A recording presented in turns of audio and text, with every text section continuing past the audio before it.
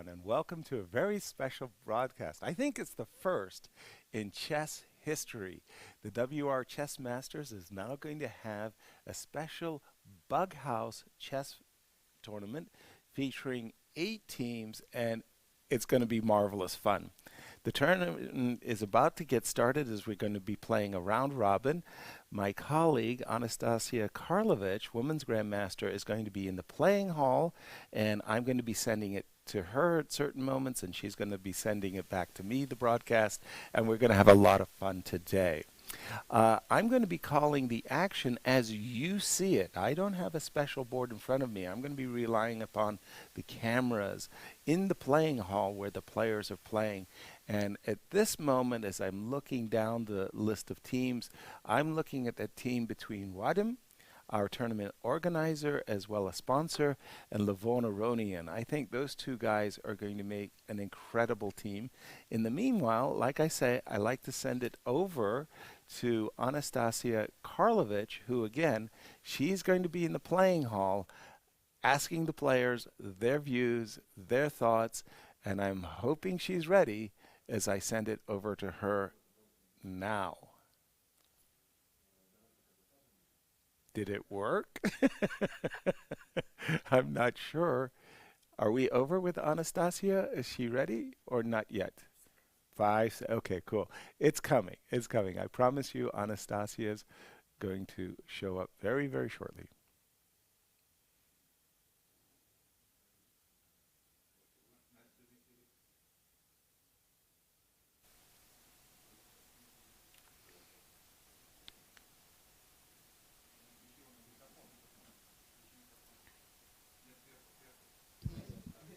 Now it's working? Yes, everything is fine. Okay, once again, welcome to... Это второй год. Welcome to Bughouse chess tournament. Players are here, the arbiter is here. He will just tell us a little bit the rules because they're different from normal chess, obviously. So let me ask a few questions. The players, what is the mood before the first round? Wesley, are you ready to win the tournament or it's just for fun?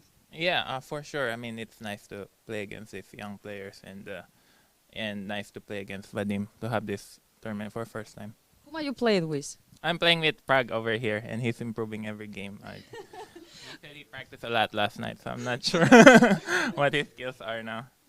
How does it feel to play with Wesley today? What are your expectations? Yeah, no, I believe in Wesley more than me, so yeah, I hope we'll do good. Yeah. Yes, okay, good. So probably we have to come to the rules, please. Yeah, a few words on the rules. So we already mentioned the rules a few days ago in the VIP room. There are some small changes on request. So I think the general rules are clear. If you capture a piece, you hand it over to your partner and your partner can insert it instead of making a regular move. It's not allowed to insert a piece delivering a checkmate, but it's allowed to insert a piece delivering a check. And it's also not checkmate if somebody can insert a piece in between. Even if he does not have a piece currently, he has to wait until he gets one and then he can insert it. If you promote a pawn, the pawn goes to the opposite team and you can grab from the board of your partner one piece of the opponent of your partner and can insert it instead of the pawn. So the special request was, and what we included in the rules, touch move is not in place. So as long as you have not pressed the clock, you can also undo a move and make a different move. Maybe you can also use both hands, and there was another special request that also the partner can suggest moves on the board of the partner. And because nearly everything is allowed, we make it in a way that the arbiter does not interact in the game, only if asked by a player or requested by a player to make a decision, the arbiter will interact. Otherwise, play and have fun and tell me the result at the end. Okay, if there are any questions, let me know. The rate of play is 5+0. So, and the game is ended if on one board is a checkmate or one player runs out of time, then both games are ended and there's 1-0 or 0-1 depending on the result. Yeah, I have also one request. After you finish the game, don't touch the pieces for 1 minute or two. Don't put them back, so we can see the position for some time, right? And analyze it a little bit, like what has happened, you know. So which of the rule you find the most, the craziest, Janish?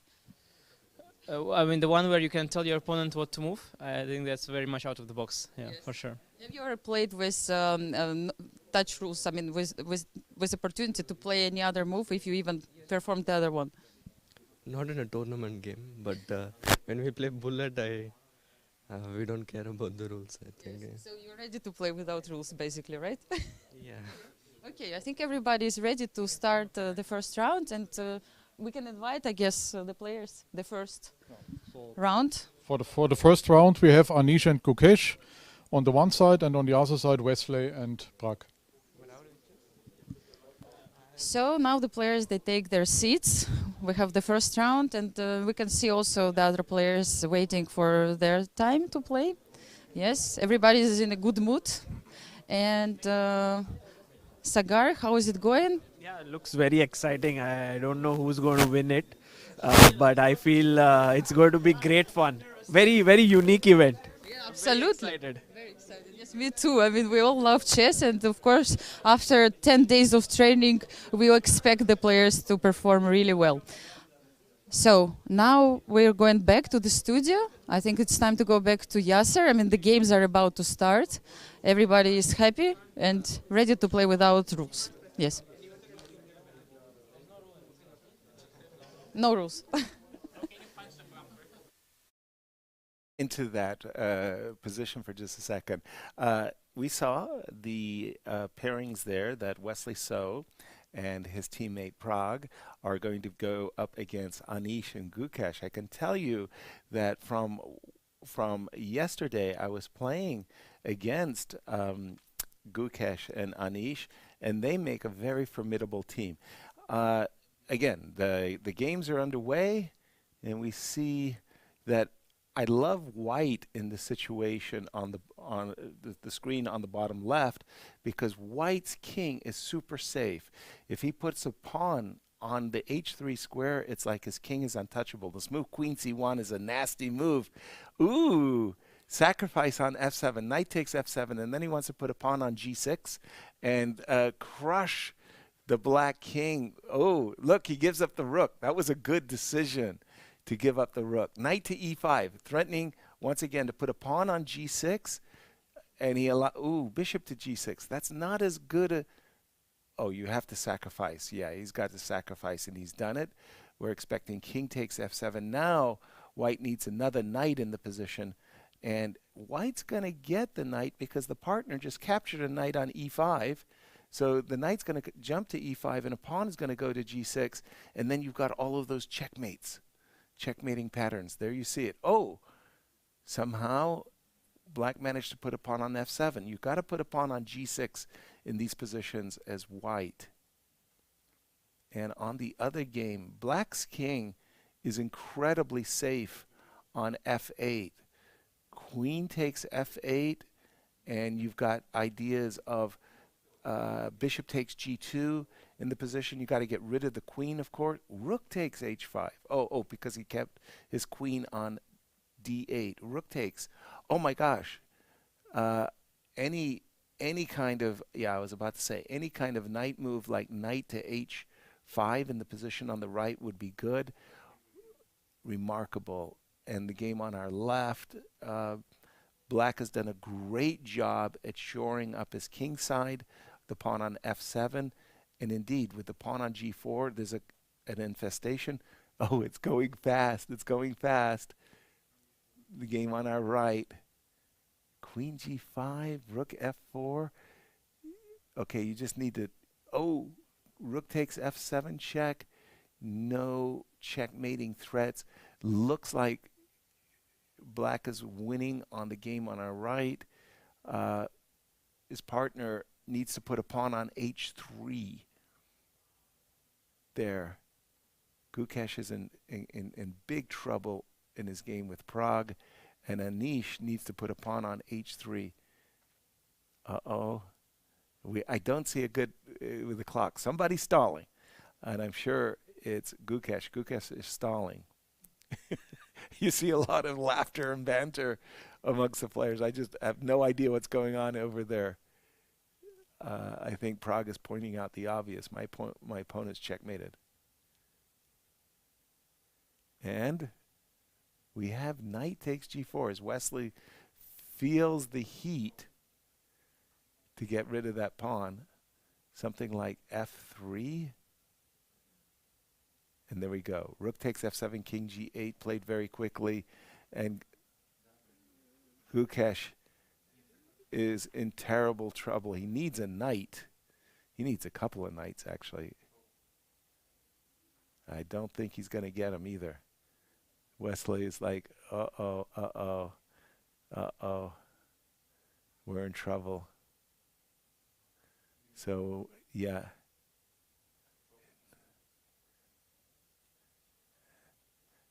And it just appears as if Wesley and Prague are laughing at their own demise here as Team Anish and Team Gukesh go on to their first victory. And what I think we're going to do is throw it over to Women's Grandmaster Anastasia Karlovic to ask the players their instant reactions.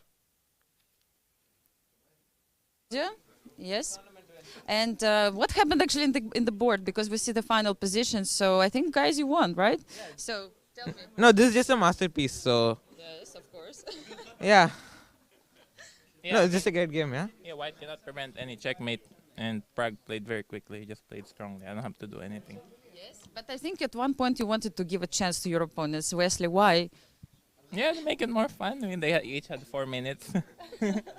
I see. So how many checkmates we have on this position? Like they cannot really defend? Yeah, no, it's just mate. Yeah, I'm threatening 2 mates here. And yeah, I mean, we have like 30 seconds each. So, like, he just has a knight and it can't do anything. Yes. Yeah. But did you have fun first round? No, winning is always fun. So, So far, so good. Yes. yeah. Okay, thank you. And I think we are going to have soon the second round. It's about to start. Wait a second. We have a second round. So the second round is Jan and Maxim against Vadim and Levon.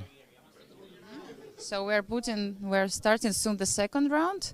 Let's stay for a while with our players. And yes, they're about to start. Vadim, can I ask you a question before you sit? Just for 1 second. I know you're very, very busy.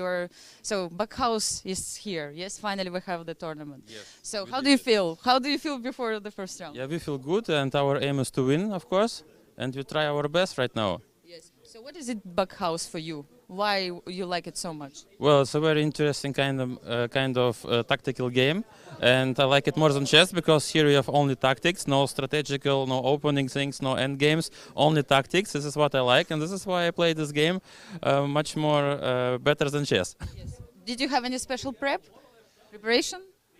Actually, no. All these days we don't count, yes? Playing in VIP area.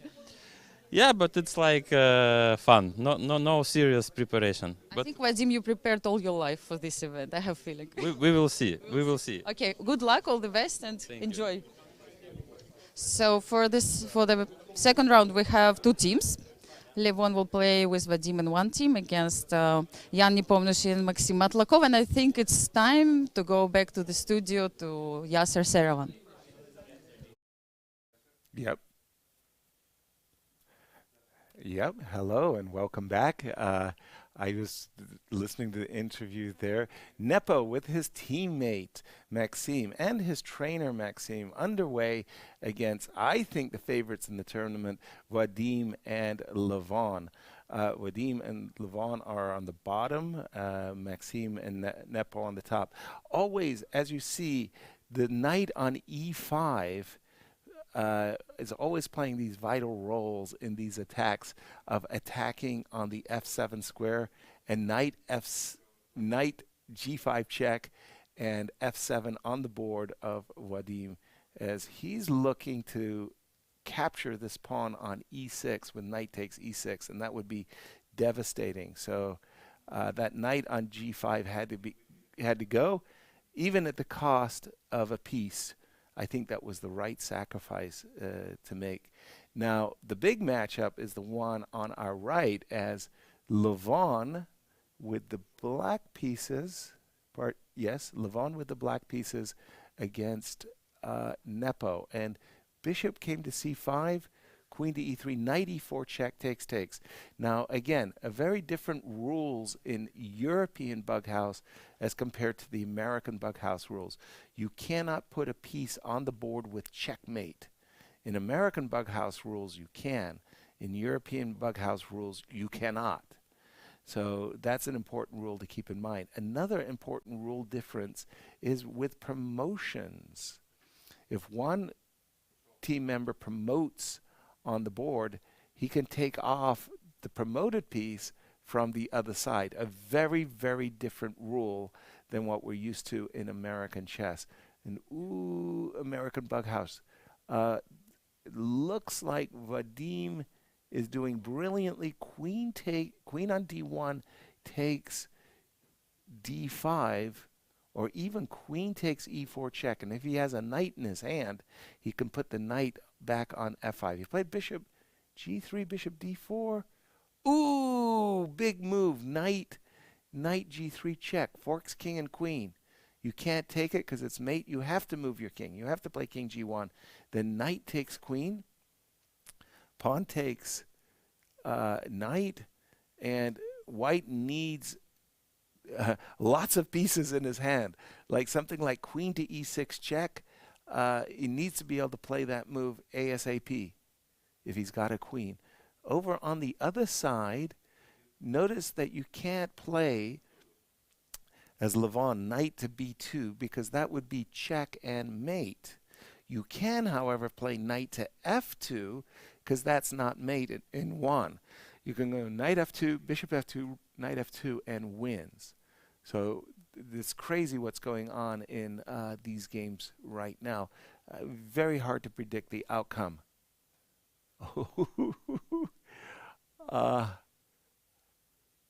I see a lot of nervousness as the players are looking at the clocks, and the control of the clock and who has the initiative on the clock is so vital, because you can stall and wait for your opponent to hand you material, but you cannot if you're way behind on the clock. Ooh, queen f1 is an awkward move. He had to give up his queen. Excellent not to take it with knight f2, but to play bishop e3. This looks really, really grim for Vadim. Very, very grim. Bishop g3. Okay, knight g4. Now Vadim just needs, Vadim just needs a rook so that he can go rook to g7 check and capture this knight that's attacking his queen. Rook f1. Ooh, he doesn't have any material. He needs, again, the rook to come to g7 or the rook to come to e6.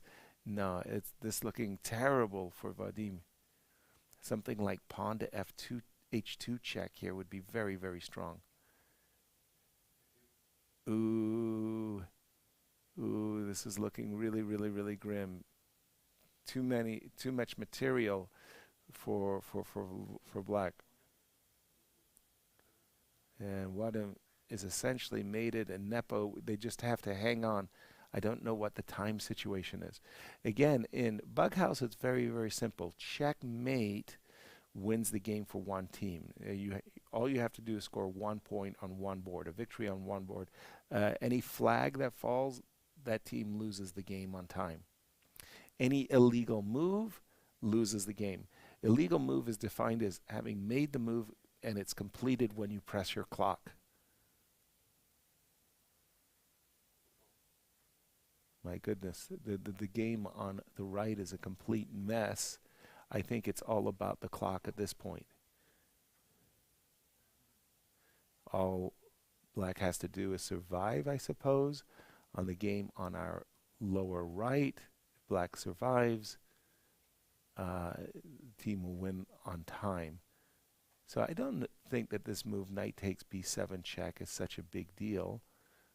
You can maybe just take the queen on a1 there, but in our game, with Vadim, you just all kinds of easy ways now for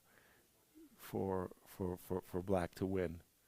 Check, bishop e3 check, bishop f2, bishop takes f2. Should be simple chess now. Rook to b8, rook e6. Okay, somehow Vadim just managed to get some initiative. I don't know if it's serious or not. g7, rook, g8 quickly was played.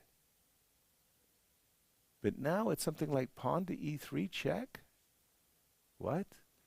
Okay, things just got complicated again because of the promotion. Uh-oh, somebody offered a hand.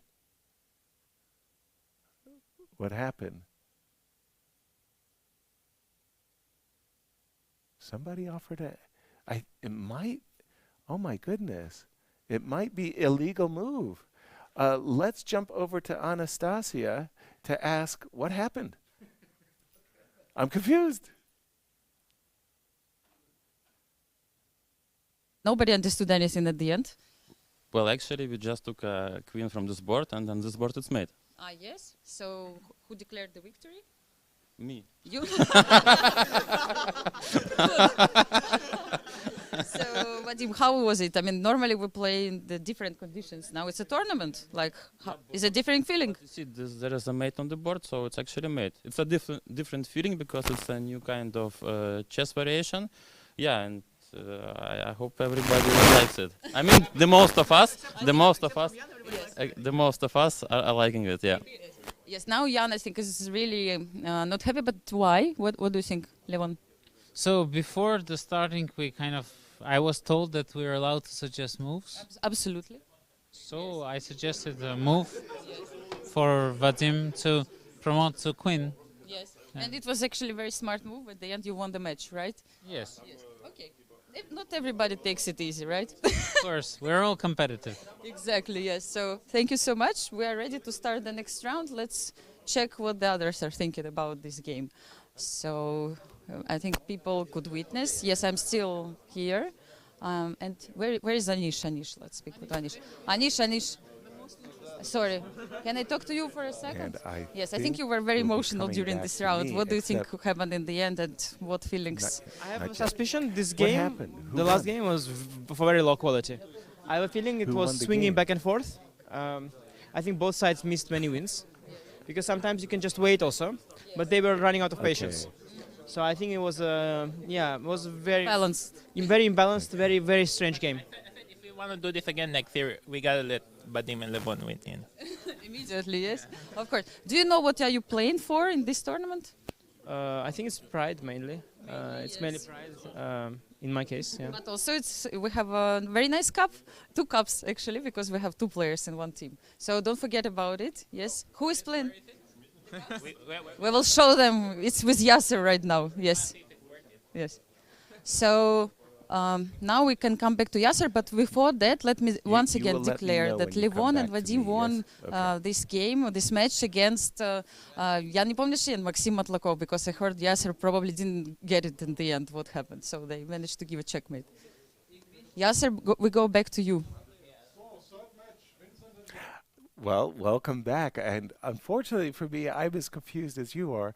I have the impression that there was an illegal move, but I was really not 100% sure there, because it looked like Nepo and Maxim were about to win. And here we're going to start the next match as the teams there. It looks like Andre and Notebrück are teammates. And it looks like Vincent, is he with Duda? Hard to tell just from that camera angle as the games are underway. And this is a big attack suddenly for White in the French defense looking game on the board. Whoa, knight h4 check was a bad move because of queen takes h4, but black immediately responded by moving his king, and now queen h5, and it's absolutely game over in the game on the lower left. Now all white needs is for his teammate not to get mated, but this move h7 h6 is really a nasty move. Now if black had a knight, he could go knight e2 check and capture the queen. As it is, he had to play pawn to g6 and allow h takes g7. So we have two games where it's obvious that victory is in sight for the players. This game where you just have this massive attack on f7 that looks like a killing game. And also there's even bishop a3 check. Yes, bishop a3 check, and bishop takes e8. Bishop takes e8 right here, right now, should be completely winning for white. I would imagine it to be the case. And Vincent's playing very, very fast.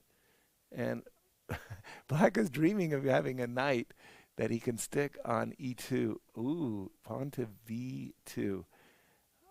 Remember, promotions, when you promote, like queen takes a2 and you promote the pawn, you get to take something off on the other board. Ooh, rook f7. That's terrible. That's checkmate coming up in that game. Black can't take the rook because queen on h5 takes f2. That's checkmate.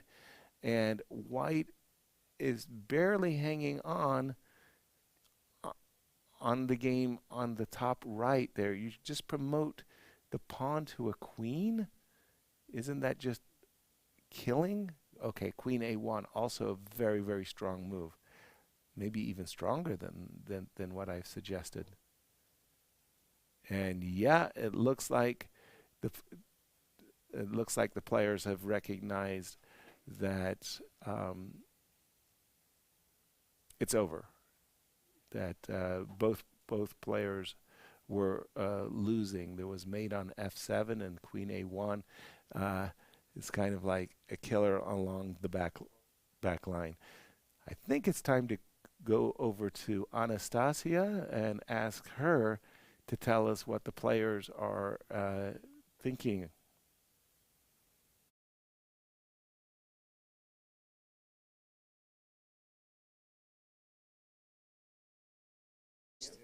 Yes? Okay, we have to come back now. Да.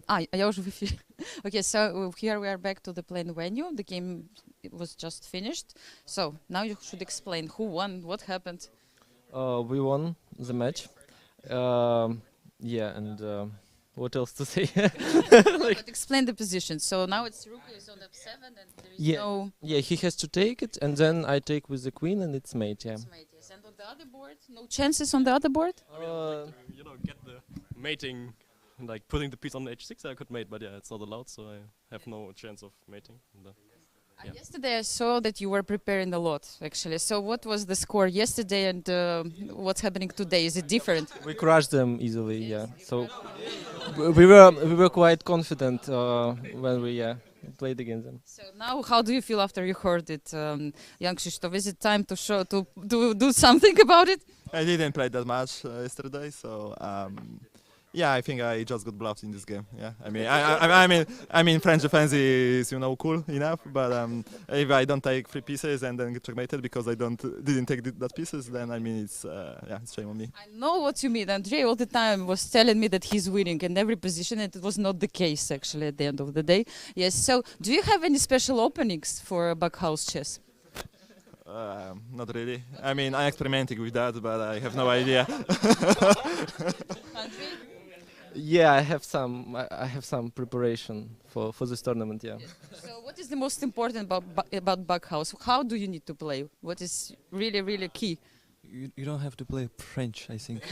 This is. What are you talking about? It's my main opening. I play 6 against Bishop c4. Yeah, but it gives so much space and weak squares, and it gives space in the king side. Yeah.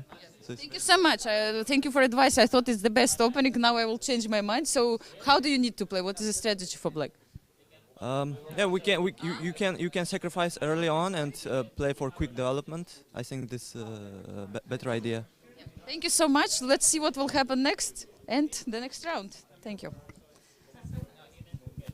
So now we are going back to the studio to Yasser. I think it's time we will have the next match very coming very soon. Enjoyed the interview with the players. It's a little bit slapdash over here, as like yourselves, I'm relying upon the cameras to tell us what's going on in the games, and not the PGN. I don't actually see all of the moves and the results. So we got to get a results page, as that looked like a pretty lopsided game to me. In the meanwhile, we now at least have a look at the 6 teams. I know there's going to be 8 teams, so we're going to have the upcoming team will be the final ones. We have Vadim and Levon, Anish and Gukesh, So and Prague, Nepo and Maxime, Andre and Nodebek, Vincent and Duda thus far, as teams 7 and 8 take their seats for this, the first inaugural Bughouse event, WR Chess, and you're seeing it here for the first time. Needless to say, we're going to work out a lot of the kinks for this event as the games get started. And let's see who we got. I'm not even sure who these players are. These looks like some local players joining the action. And again, in Bughouse, it really is about king position. That just like completely overwhelms material considerations, and many times the F2 and F7 squares are the primary attacking squares. In this game you can just see that white has played knight e4, and black is just dreaming of playing knight takes F2 and or having a knight in his hand in order to make those kinds of devastating sacrifices. Bishop b4, not a big fan of that move. I didn't think that the bishop on c3 was very good. In the first game, I love this move, bishop b5 check, a lot, and I would, if I were white, I'd love to have a, ooh, he played pawn to d6. I'd love to take a pawn in the hand and place it on the e6 square after playing bishop b5. Knight f5 looks menacing, but bishop f8 should shore up the dark squares for now. Knight takes d6, bishop takes d6. I think there's a pawn on e5. Yeah, it magically appeared and disappeared. And there you go. In the game on the right, sacrifice on f2 was made, but you really need to be able to follow it up. At the moment, white's king on e2 looks like it's swimming, but it's perfectly fine on the e2 square. Bishop goes back to f8 in the first game. h6, also very nice. Common idea is to infest the g7 square, so something like knight takes h6, bishop on c1 takes h6. Now if you have a knight, you can place it on g7, but probably more effective is to put a pawn. If I'm white, I would like to put a pawn on the g7 square. Bishop c4, very good move. Attacks f7, but if I'm black, I would like to put a pawn on the e6 square to block that bishop on c4. So far, I mean, it just doesn't seem to me like black has been putting a lot of pieces down in the game on the lower left compared to white, who's being somehow seems to have a lot more pieces in hand. Okay, white on the game on the right has done a great job at shoring up his king. Somehow he's got his pawn on f2. Very, very nice. He can tuck his king away. King f1 would be my choice. Again, no, it's really about king safety. Rook takes h7. That was not going away, and I'm a little bit surprised that white went for that move. For example, if black now had a knight, could go knight f4 check, could put a rook on h1, and white could be in trouble. And if he had just put his king on f1, he would have been absolutely safe. Uh-oh. Bishop g8 is an indication to me that, well, black has no material in his hand to stop white from sacrificing or attacking f7. That was quite the move. Knight h8. And bishop b5 check. That, well, that's just kind of a shot in the dark. But it makes way for the king. King d7. You can start to get on your cycling shoes and run away. King d7, knight f4. And white has pawns on e6 and f7. How did he get that? A knight on f5 check would be devastating if white has a knight in hand. I don't know if that's the case, though. Also a very strong move for white in our game on the lower left is knight e4 check. Pardon me, knight e4 with the idea of f6 check. I got ahead of myself there. And again, the players will be playing 5 minutes per side, no increments, so that they can see who's ahead on the clock and not. With the pawn on f7, it's also very nice that you could get a knight and put it on the e8 square with check and induce the king to walk the plank to the g6 square. He's put his rook on g8, no choice. He has to trade rooks. Rook takes g8, I think, is absolutely forced. But then the rook will come on the other board, and I don't see why a rook trade should be that terrible for black.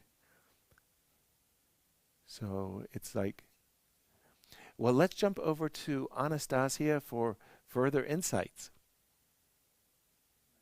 Here at thank you, Yasser. We are here at the playing hall, and actually, yes, I mean, nobody can understand what happened, but we know the answer because what happened was an illegal move. Can you please give the explanation, like what's happening on the board and why this move is illegal? Yeah, actually, my opponent just took a rook, staying on g8, and just took back the pawn and pressed the clock. But okay, this pawn has not been promoted yet, so it's not allowed to give away this pawn. So that's why I guess we won via illegal move. Yeah. So did you enjoy the first round? I mean, tell a little bit about yourself. I feel some, like you had really special training for this event. Yeah, I tried to have, but I felt a bit under pressure because he did a very good job. Yeah, finally I'm fine that we won, and hopefully there will be another win to go for the semifinals. Jan, it's really nice to see you here, right? I mean, you're the director of the president of chess club of Düsseldorf, and it's very interesting. Let's say how did it go? Because I saw you were attacking at one point. I think you had really advantage in this in your position. Yeah, that's right. I was able to pry open his king side and put in some stuff, and then now I wanted to make him take my rook, and then I promote my pawn, and I can take a queen from there. And basically, I already made the second move together with the first one. It was just exaggerated, yeah. And then okay, that's not reasonable. I think we were in a good position to win this. Yes, but good luck for the next rounds. I think it's going to be fun. Yes. Are you enjoying so far? Very, very much. It's very much fun here to play. That Vadim, established this tournament. Great idea. Yeah, very much. How does it feel to play together with top players of the world? Yeah, it's actually exhausting. Yeah, who's playing here? So I really enjoy it just to be here to watch these games, to have fun with those guys. That's really great. Thanks. What about you? Are you enjoying? Yes, very great tournament, the best tournament we had in Düsseldorf for ages, and thanks to Vadim, this was organized, and great games, great tournament, and this is a really special thing. This Bughouse event at the end, I think never has been played on such a high level, and it's we have 2 more rounds. I think we have some chance. We have seen that many other players play normal chess, and with Bughouse you need to play a totally different type of style. I hope we can make up for this loss again. Thank you very much. So once again, for our viewers, once again for Yasser, so it was a legal move, and we have this rule that if you have a legal move, you lose the game. So that's why Christian with Amir, they won this round.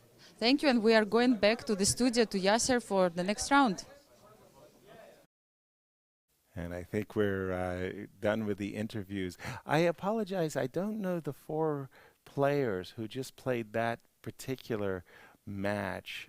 They're unknown to me, so I apologize for that. But it looked like everybody is having a great deal of fun. Now, one of the rules I want to again emphasize the difference between the European Bughouse rules and the American Bughouse rules is when you promote a pawn on one of the boards, let's say you promote a pawn to a queen, you're permitted to reach over to the other board and remove the opponent's queen. So you can ask your partner, what is the piece that is disturbing you the most? And he might say, well, this knight on g6 is going to checkmate me, so promote the pawn to a knight, and then you can remove that knight on g6 that is disturbing your opponent. So this rule of promotion is very, very different than in the American rules. In the American rules, you promote a piece, you don't take anything off of the other board. So what that means is, let's say your partner's in checkmate. It's a partner's in checkmate to a queen. Well, I can rescue my partner by promoting my pawn to a queen and taking away the offending queen, so that that game flares anew.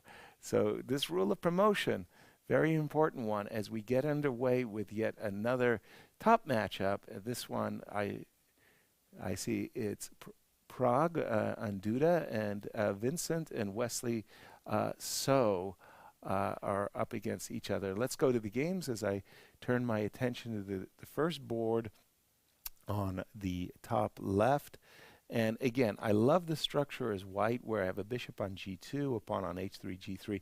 I think the white king is remarkably safe under those types of circumstances. And there we see this pawn infesting on a g7. This is a very, very nice pawn. Now, if I'm white here, I'd like to put a knight on the g4 square. Oh, now it's very clear. I'd like to put the knight on the h6 square, put the knight on the h6 square, check, and then put a pawn on f6, and that's devastating. Black just perfectly got in the move knight f5 before knight went to h6, but then shockingly king h8. That was not a good move. That's a bad move by black. Now again, if I'm white, I'm just dreaming of dropping a pawn on h6 followed by dropping a pawn on h6. So I'm just saying to my partner, give me pawns, give me pawns. The knight comes to g4, a move I mentioned.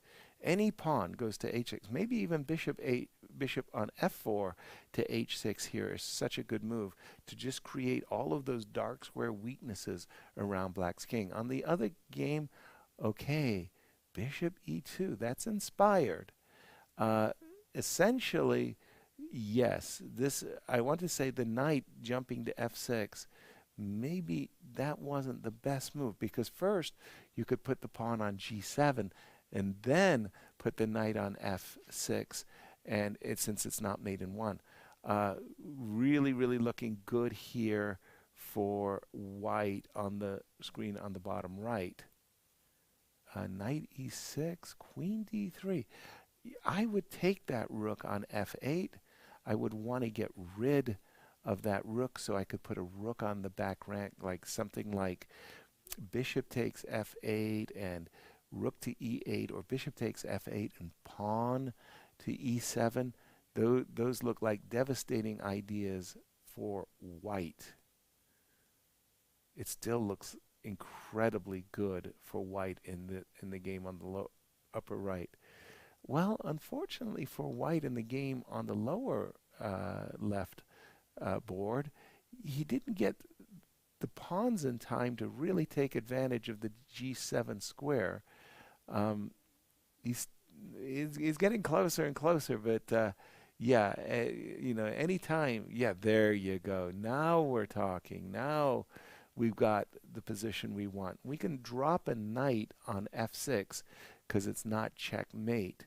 So knight to f6 looks really devastating, and also white looks like he's killing it over. So right now, both players with the white pieces are winning their matches, and those players are hoping that the players their teammates with the black pieces are somehow able to survive. Pawn to e7, devastating move there. Rook takes f6, knight takes f6. I'm kind of surprised that white didn't wait for a diagonal piece, bishop to g7 or pawn to g7 before just playing knight takes f6. Very, very often you're the person who wants to be on move. Pawn, bishop to e8. I apologize. Bishop to e8. Okay. For me, any rook, you go rook to f8 check here as white, and you're killing it. Still, white looks like that infestation on the dark squares in the first game on our top, first game on our left. You just play bishop takes g7. Why not bishop takes g7? You play pawn to e6. I presume if you take with the pawn, you have a knight, and you could put the knight on f7. That would force the queen capturing. Yes, he's done that.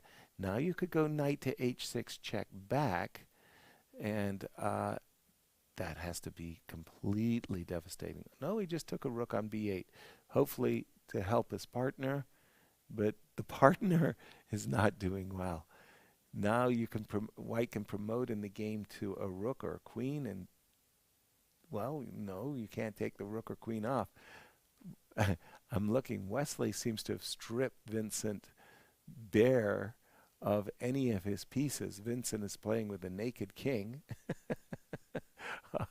and Prague must have all the pieces in hand. Okay.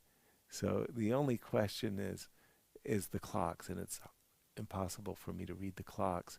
But the white player is dominating both games, and somebody is ahead on the clock. And I think Wesley is saying we should win this game on time.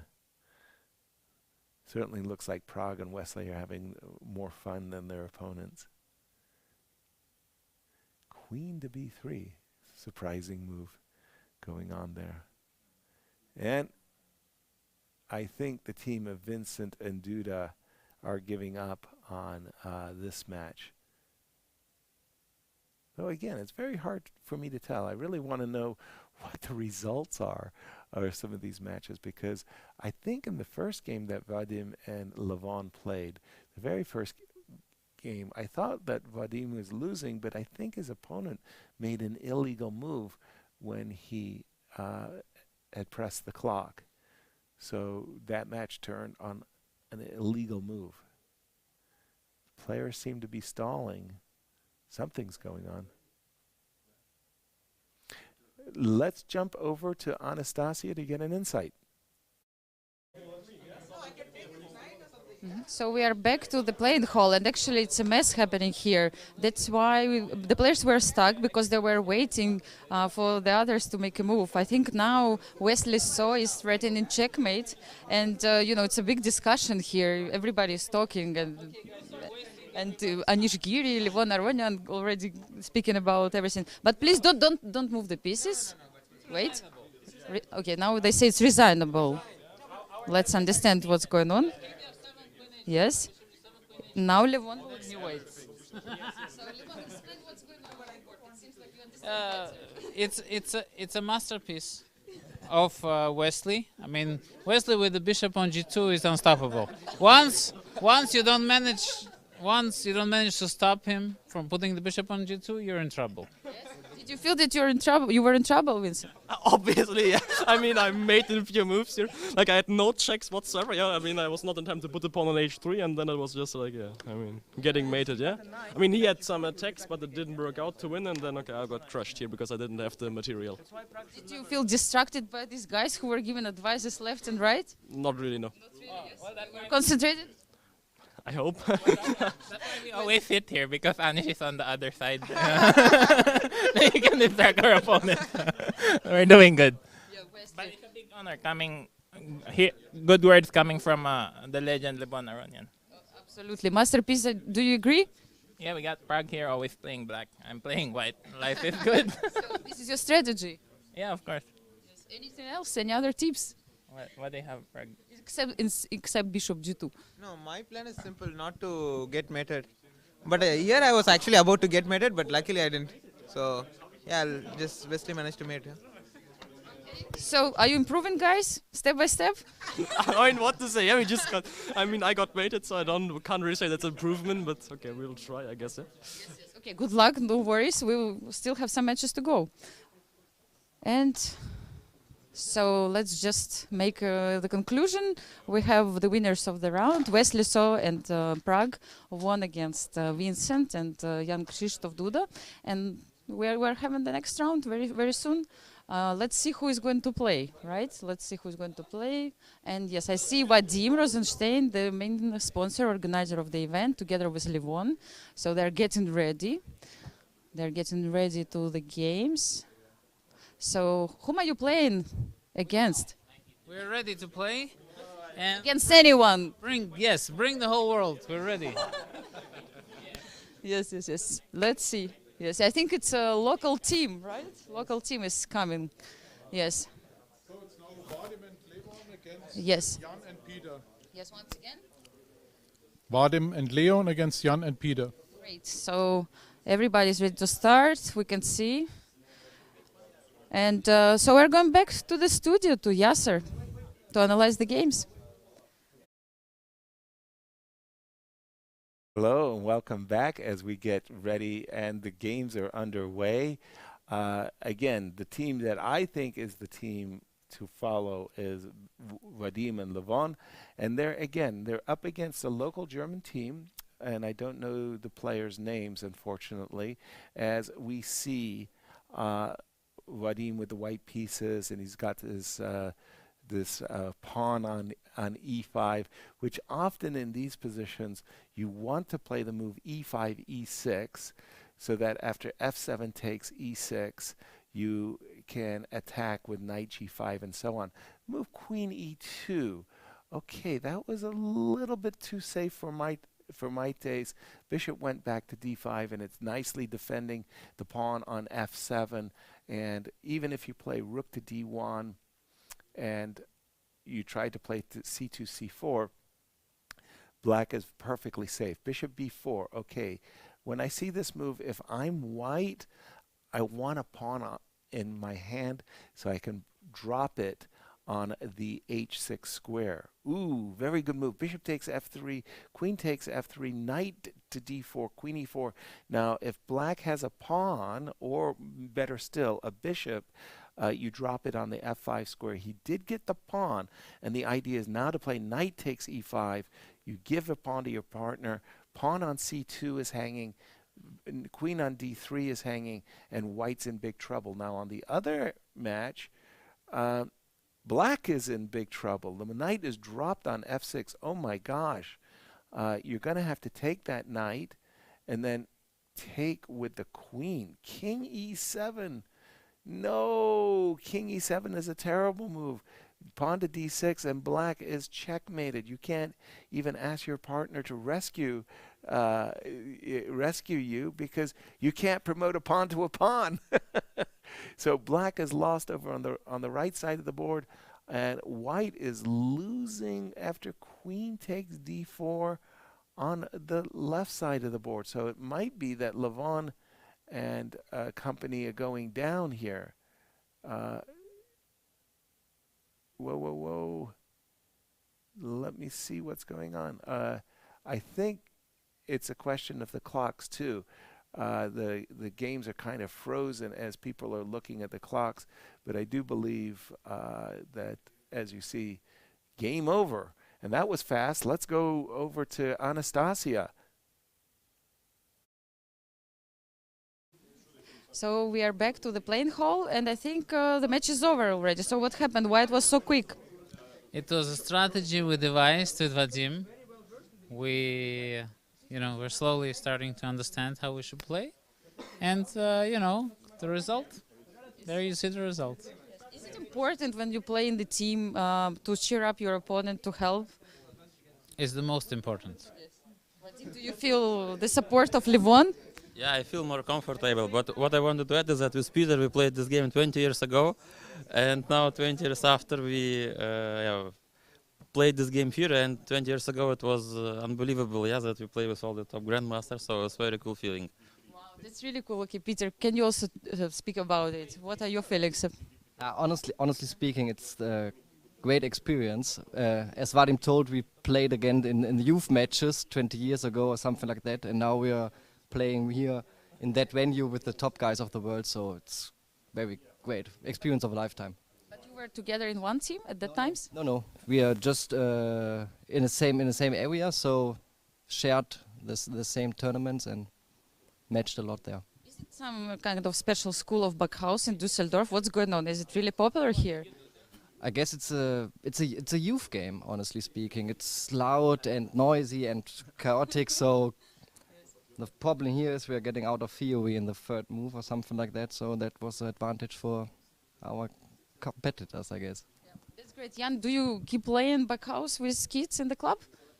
And no, we have not been playing this in the club. I played this also basically same experience when I was young, and we were like on youth tournaments. We would do this in the evenings, and so I haven't done this for a long time. I did that first time again in November with Vadim and Vincent and Christian, and that was really a big memory. And you start out with playing normal moves, and then very quickly you learn again that you need to think totally different. Yeah, attacking, trying to give a piece, just drag out the king. It's a totally different type of scenario. And it's a lot of fun. It's great. Absolutely, and I know that Levon is considered like the best Bughouse player in the world. Do you really agree with? Are you agree with this title? It would not be humble if I wouldn't agree with it. That's a great answer, actually. We also agree, but we will see what will happen next because you have to prove it. Yes, thank you very much, and I think we're ready for the next round. Once again, Vadim and Levon won this match against the local team, and we're looking forward for the next rounds. Yasser, back to you.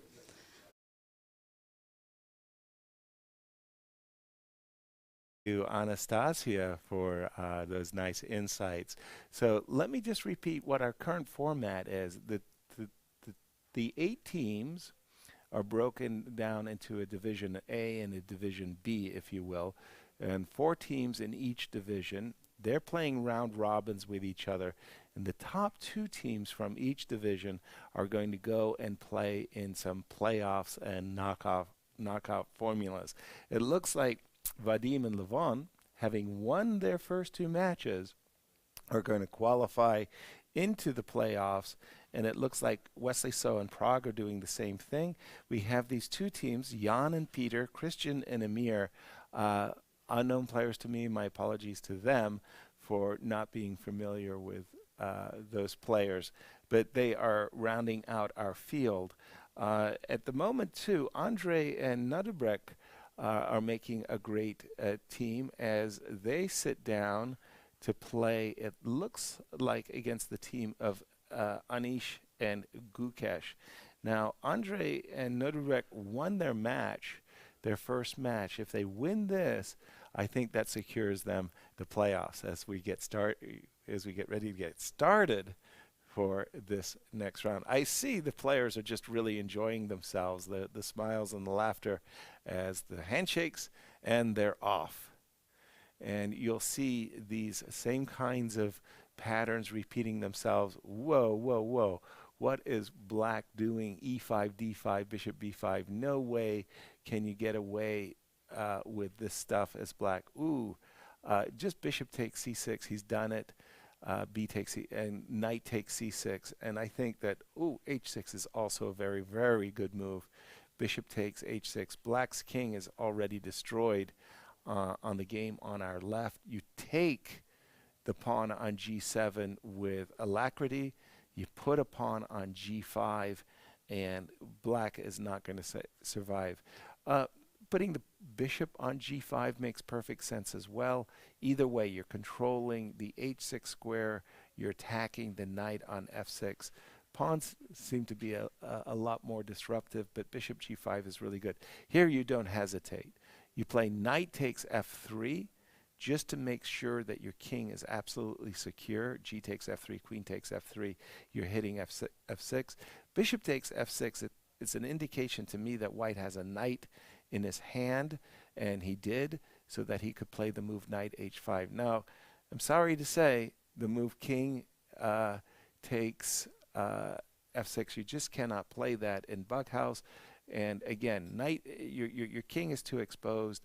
You know, knight takes f3, or if you have material in your hand so that you continue the attack, you go for it. But knight takes f3, e takes f3, rook e1 check, making sure that your own king is secure, because king safety is everything in Bughouse.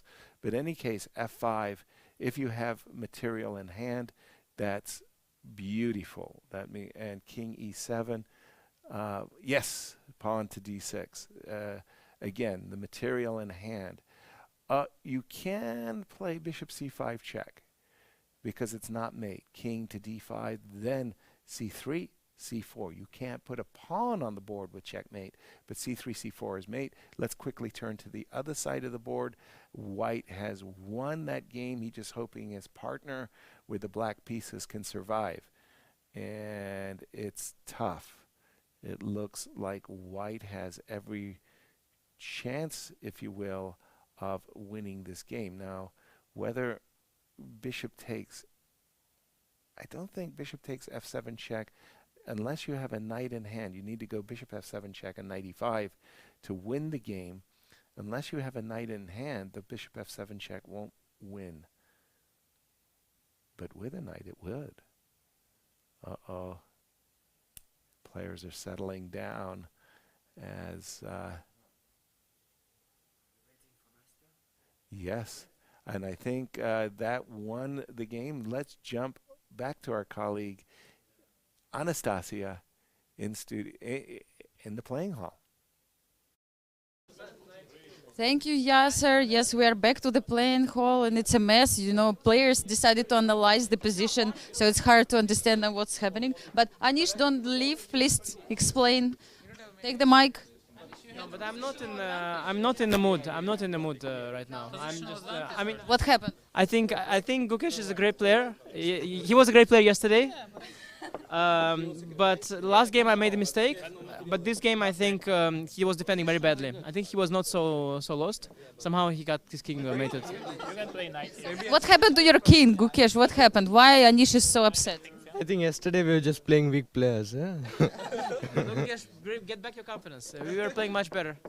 Come on, let's practice. So, and on the board, Andrei, let's see what happened on the board. Yes. What is the final position? Yes, this is the final position. It was on. Yeah, it was his final position, and queen here. Yeah, queen here, and yeah, I think it's just mate, and I played the last move here, bishop c5, and the only move here is king d5, and c4 is mate. This was the moment. And what was on the other board? Could Anish still save the position, the game, or not? Anish sacrificed a lot of material, and I just took Andrei to mate. Okay. I just sacrificed one piece. But it was enough. No, it was not a problem. I mean, they have identical situation, Gukesh and this guy, but this guy defended better. He defended better. I see. So it's all about defense, or what? I got it. Okay, thank you very much for explanation. So once again, we should announce that Andrei Isipenko and Nodirbek Abdusatorov, they won this match against very, very, very tough players, Gukesh and Anish Giri. Lots of trash talking, lots of talking around, but it didn't help them, Anish and Gukesh, to survive this game. So I think it's time to go back to Yasser. I hope Yasser understood everything what happened here. And we will have the next round very soon. And back to me, as Andrei and Nodirbek have won, and I believe that secures their entry into the playoffs. Again, we've got 8 teams separated into 2 divisions of 4 teams each. 2 teams from each division qualify to the knockout. And I think, if I got this right, that really knocks Anish and Gukesh out. Last night, I was watching them play. In fact, I was victimized. I had Gusti Jan-KrzysztofDuda was my partner. We got killed by the combination of Anish and Gukesh. They really destroyed us. And I thought Anish and Gukesh were going to come in today and make noise. They have not, and I think they're out as far as the competition is concerned. Now, Nepo and Maxime, they're looking to try to qualify as well. And I do believe that Vadim and Levon, thanks to also going perfectly 2-0, have also qualified into our playoffs as we get ready for the looks like this is one of the teams of either Jan and Peter or Christian and Emir are facing off against Maxime and Nepo. And if Nepo and Maxime were to win this game, then they would qualify. As knight takes c3. Wow. Okay. So the team of Maxime and Nepo are playing at the top of the board, and whether it be Jan and Peter or Christian and Emir are playing on the bottom of the board. Oh, this is a fantastic defensive structure.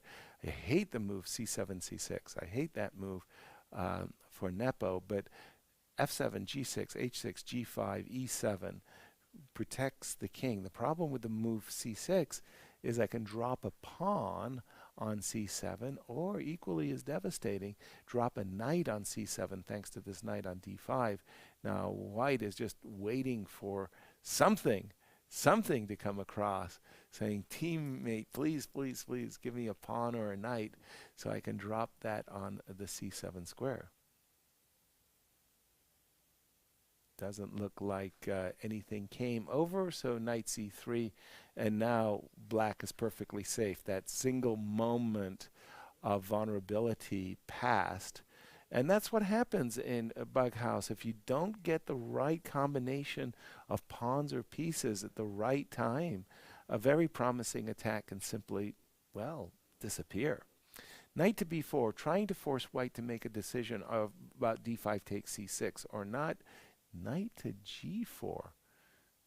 That is a surprising move. I would not have played under any circumstances, actually, the move h6, h5, because as far as I'm concerned, all that really does is weaken the h6 square.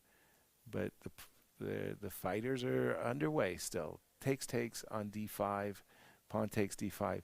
Queen c7, again, that shows to me an unfamiliarity with the tactics that are so prevalent in Bughouse. Here as black, you put a pawn in your hand on the a3 square in order to weaken the c3 knight so that the bishop on g7 and the queen on c3 combine. So you go pawn in hand to a3 attacking the b2 pawn. He did it the wrong way. He went pawn in hand to h4. That bishop on g3 is not an issue. What you really wanted to do as black was play the pawn to a3 and crash through. Knight to b5. I want to say that white is wasting his knights. The knight on b5 is not that particularly beautiful. Then I was about to say the knight on e4 should be capturing the pawn on g5. A little late, he did it, and now we get h3. That is such a funny move, h3 in that position, because I was begging for a3 on the other side of the board. Crazy game. Now let's see on the other board what's going on. Ooh, once again we see this very vulnerable king on f7. Don't like it for black. It looks to me like white has a very clear initiative. Okay, this knight to h5 is trying to fight back, but queen h3 on the game on our right, queen f3 to h3 should be just fine. Knight takes g2. Again, black is trying to fight back, but king takes g2. Whoa. Now, I would not have guessed that move. f6 takes g7. You're attacking the rook on h8, but you're also giving up the rook on e1. Okay, black has some tempting choices there. Back to our game in top left. White has done a great job at breaking through the the defenses. And now it's mate.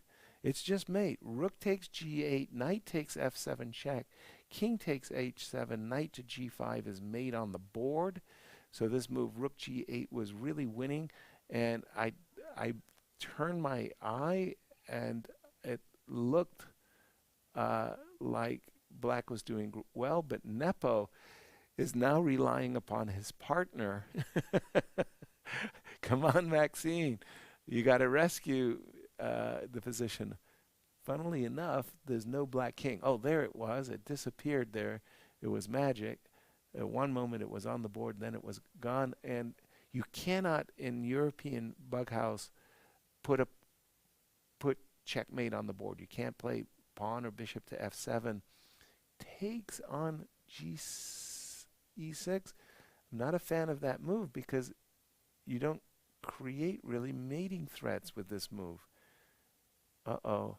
Looks like the team of Maxine and Nepo are in big trouble at the moment.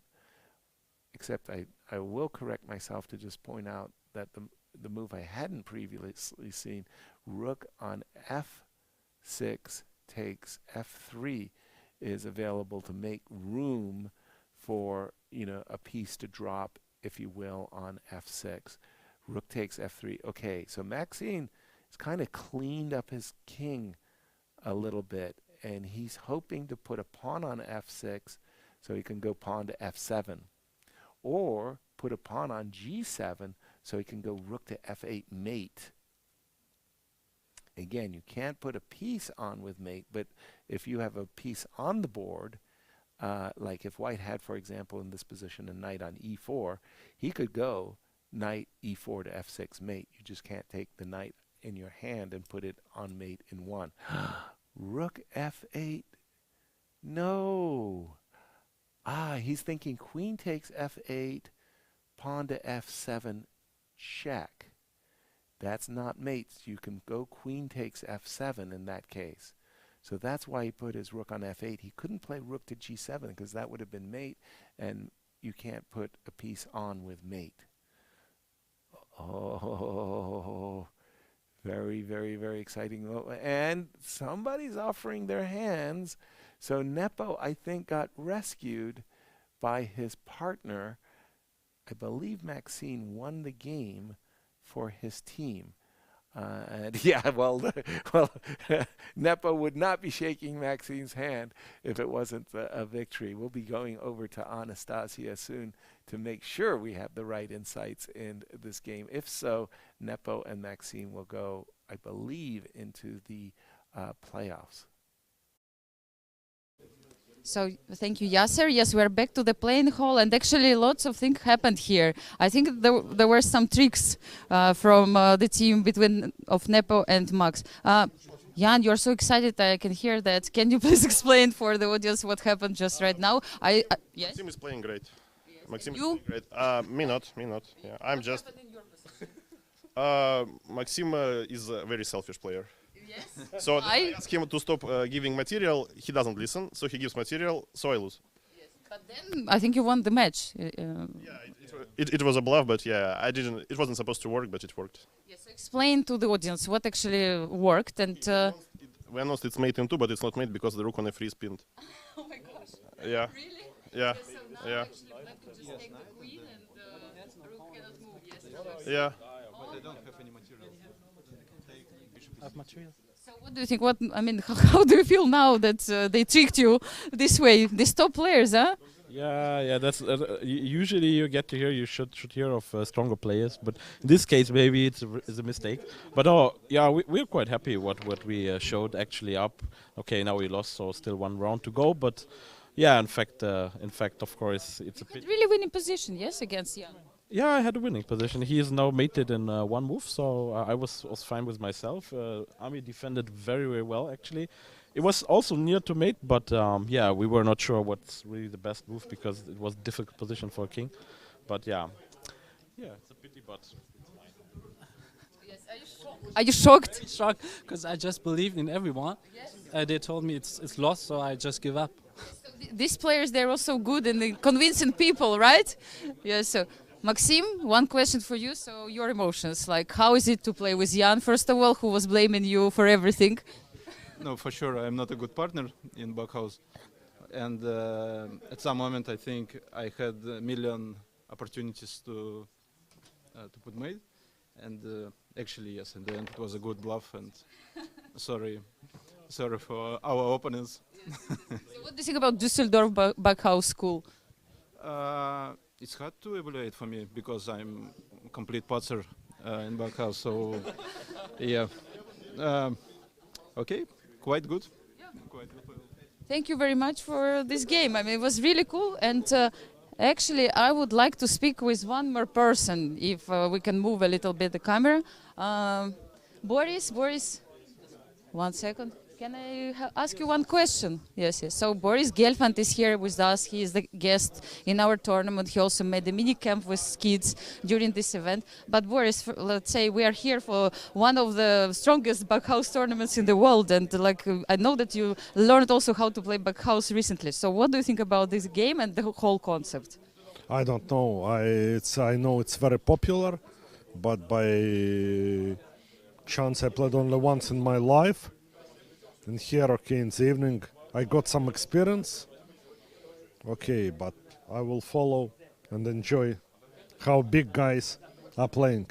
Why do you think they enjoy it so much? Sometimes you don't see normally chess players laughing like that and expressing so many emotions. What is the key about this game? Maybe I think it's unpredictability, total unpredictability, because there are definitely more pieces taking part in each game, and it gives a lot of, like opportunities, right? Opportunities, but also, you have to defend against more threats, also, but you can also create more possibilities in attack, yeah. Are you going to participate in the next championship after some special training? I guess so. I will prepare. I will play, yeah, okay. I played some games, okay. I did decently, but not good enough yet, yeah? Yes, thank you, Boris. And literally was pleasure to play with you Bughouse a few times. Yes, I will never forget this experience. Thank you very much for your comments. And actually, we have already completed, I think, the round-robin tournament. Yes, so 2 rounds. Yes, 2 rounds at the moment. So maybe the chief arbiter can update us with news, like with the standings, like what's going on now. Who has qualified? So in Group A, it's already clear. So Wesley and Prague, as well as Nodebek and Andre, have won 2 out of 2. The other both have lost both games, so here's already clear that these 2 teams will reach the final. In the other group, it's not that clear. Vadim and Levon are leading with 2 wins, but then we have Christian and Damir, and as well as Ian and Maxime with 1 win each. So the final round will decide, and we can also have a tight result, so that we have to do drawing of lots for finding the semi-finalists. Thank you very much for the updates. Now we know who is leading in both groups, and right now we are going back to Yasser, to the studio. Stasia, nice insights, and it's always wonderful if you can bluff your opponents. So apparently Nepo and Maxime have won the game in this beautiful way, where there was a rook on f3 that was pinned to the king on h1, and he put a rook on f8, anticipating that the rook would be captured and it wouldn't be mate in 1. He would recapture with the rook, and Nepo and Maxime made such a convincing argument that it was checkmate that their opponents resigned. Later they pointed out that rook takes f8 was perfectly playable, and in fact the only legal move, and maybe their team would have been winning. Anyway, Nepo blamed Maxime for giving away so much material that he got checkmated. Somehow, despite all of their protestations, they won the game. So that was really quite the mixed up match there that was taking place. And I must say, I think it would be very awkward to be the teammate of Nepo, because Nepo is like one of these players who says to you, okay, don't do anything, I will win, But you can't just sit on your hands in Bughouse. You don't want to fall behind on the clock, so you make some innocuous move like, I don't know, castles, and Nepo is on your case. He's like, why did you move? I told you to sit still. We're getting closer and closer to the point where two teams from each division are going to be qualifying for the playoffs. So I think this match or the next match will determine which two teams from each division. There are two divisions that go forward. 8 teams, four players in each division as we get ready for the match between Duda and Vincent. They are taking on, it looks like, Anish and Gukesh. I'm not quite sure from this camera angle. I see Anish. I don't see Gukesh at the moment. And again, Anish and Gukesh were two of the players. Well, they were a team that I was really certain were making it into the playoffs. I believe they are out of the playoffs, and I'm not 100% sure that is the case. It might be the case, as I'm looking at these notes I have, that Vincent and Duda also playing poorly at the moment. It could entirely be possible that the winner of this match is in the playoffs. We'll see. We'll get a confirmation of that after the match is over and they are off. Gukesh with the white pieces has just played, well, takes on d5. It's kind of like a Scandinavian. It's not a Scandinavian, of course, with Bughouse. Yeah, this is one of those things that Duda got the pawn just at the right time, so he could play pawn to e4 before Gukesh could get a knight and put it on c3 or e3. And the timing is so important in these games. Timing. Now Gukesh, I think, very quickly played, well, very hard to say. Yeah, then, oh, pardon me. This knight on b7. Holy smokes, how did that knight get to b7? That's a very scary. Wow. Uh-oh. Knight to d6 check looks really, really bad for black. Bishop takes f6, and because the b7 square is so weak, you put a piece and or a pawn on b7. You're hitting the rook, you're hitting the knight, you're hitting the pawn on c6. That's a triple whammy, if you will, a terrible threat. Bishop takes c6 check. I guess his idea is he's got a bishop in hand. He was ready to play bishop to b5, and now he's got a knight that could come to d5. This is just a killing situation. Black is in really desperate straits after this move, bishop to g5, bishop to g7, completely killing move. Gukesh is destroying Duda. Now in the other game, black is getting killed there too. There's a king on d7, and you've heard me harp on this time and time again. Whoa, king! I was about to say king safety, but Anish or Vincent overlooked knight f3 check. Now there's a pause because you want to play pawn to g2 check. You want to be able to capture the queen on h4 with a check. Uh-oh. Not quite sure what's happening over here. I know that Duda's getting killed. Uh-oh, he has played a move, knight e6. Rook takes e6 means you can take something, you can promote and take something off the board. Like you could take the black queen off the board by promoting the white pawn to a queen, for example.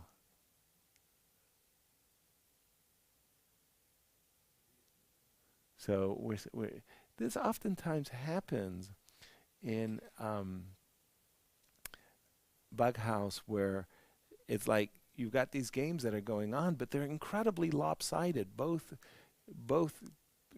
players are mauling their opponents, if you will, and yeah, it looks like. Hold on, something's gone on with Anish and Vincent. Anish is very emphatic that something great is going on, and maybe the game is turning because there is a knight f3 check sighting that maybe is going on. Gukesh is completely winning, waiting, and the game is over. The match is over. I think Gukesh and Anish won the game. I believe it was a time, like one of the when you're ahead on time. But let's jump over to well, not quite yet. I just wanted to say that I think the time was the crucial factor in that game, that they could stall and say, hey, look, you know, we're ahead, you can't make a move, and we're going to stall and wait for the flag, and then the players resign. So I just got a confirmation. But let's jump over to Anastasia and some insights.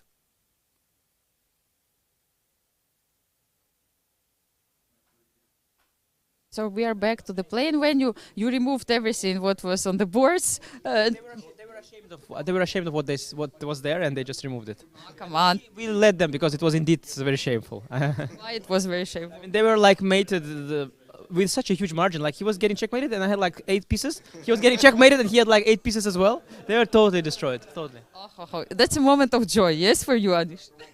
Yeah, when I see pain in the eyes of Vincent and Jan-Krzysztof, that's when I'm happy. Yes.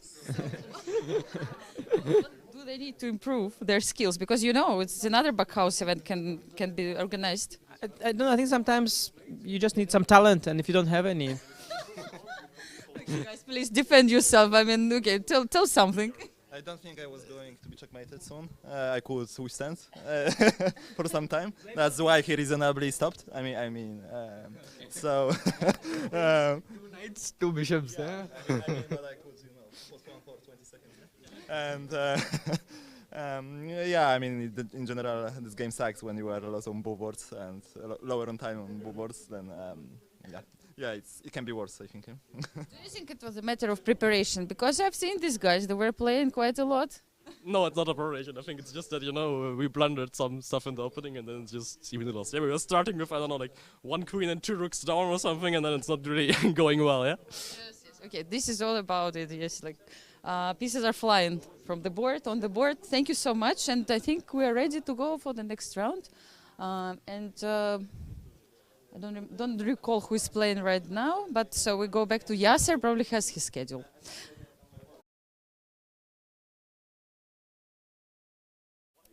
Yep.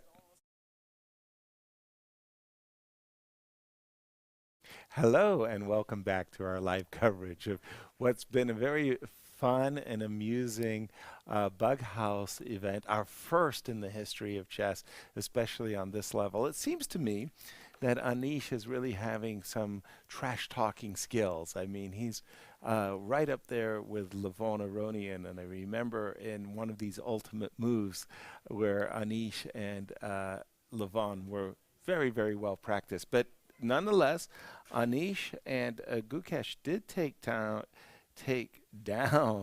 the team of Duda and Vincent there, and quite convincingly. I mean, sometimes when you're trash talking and you can back it up with victories, well, that's what we just saw there.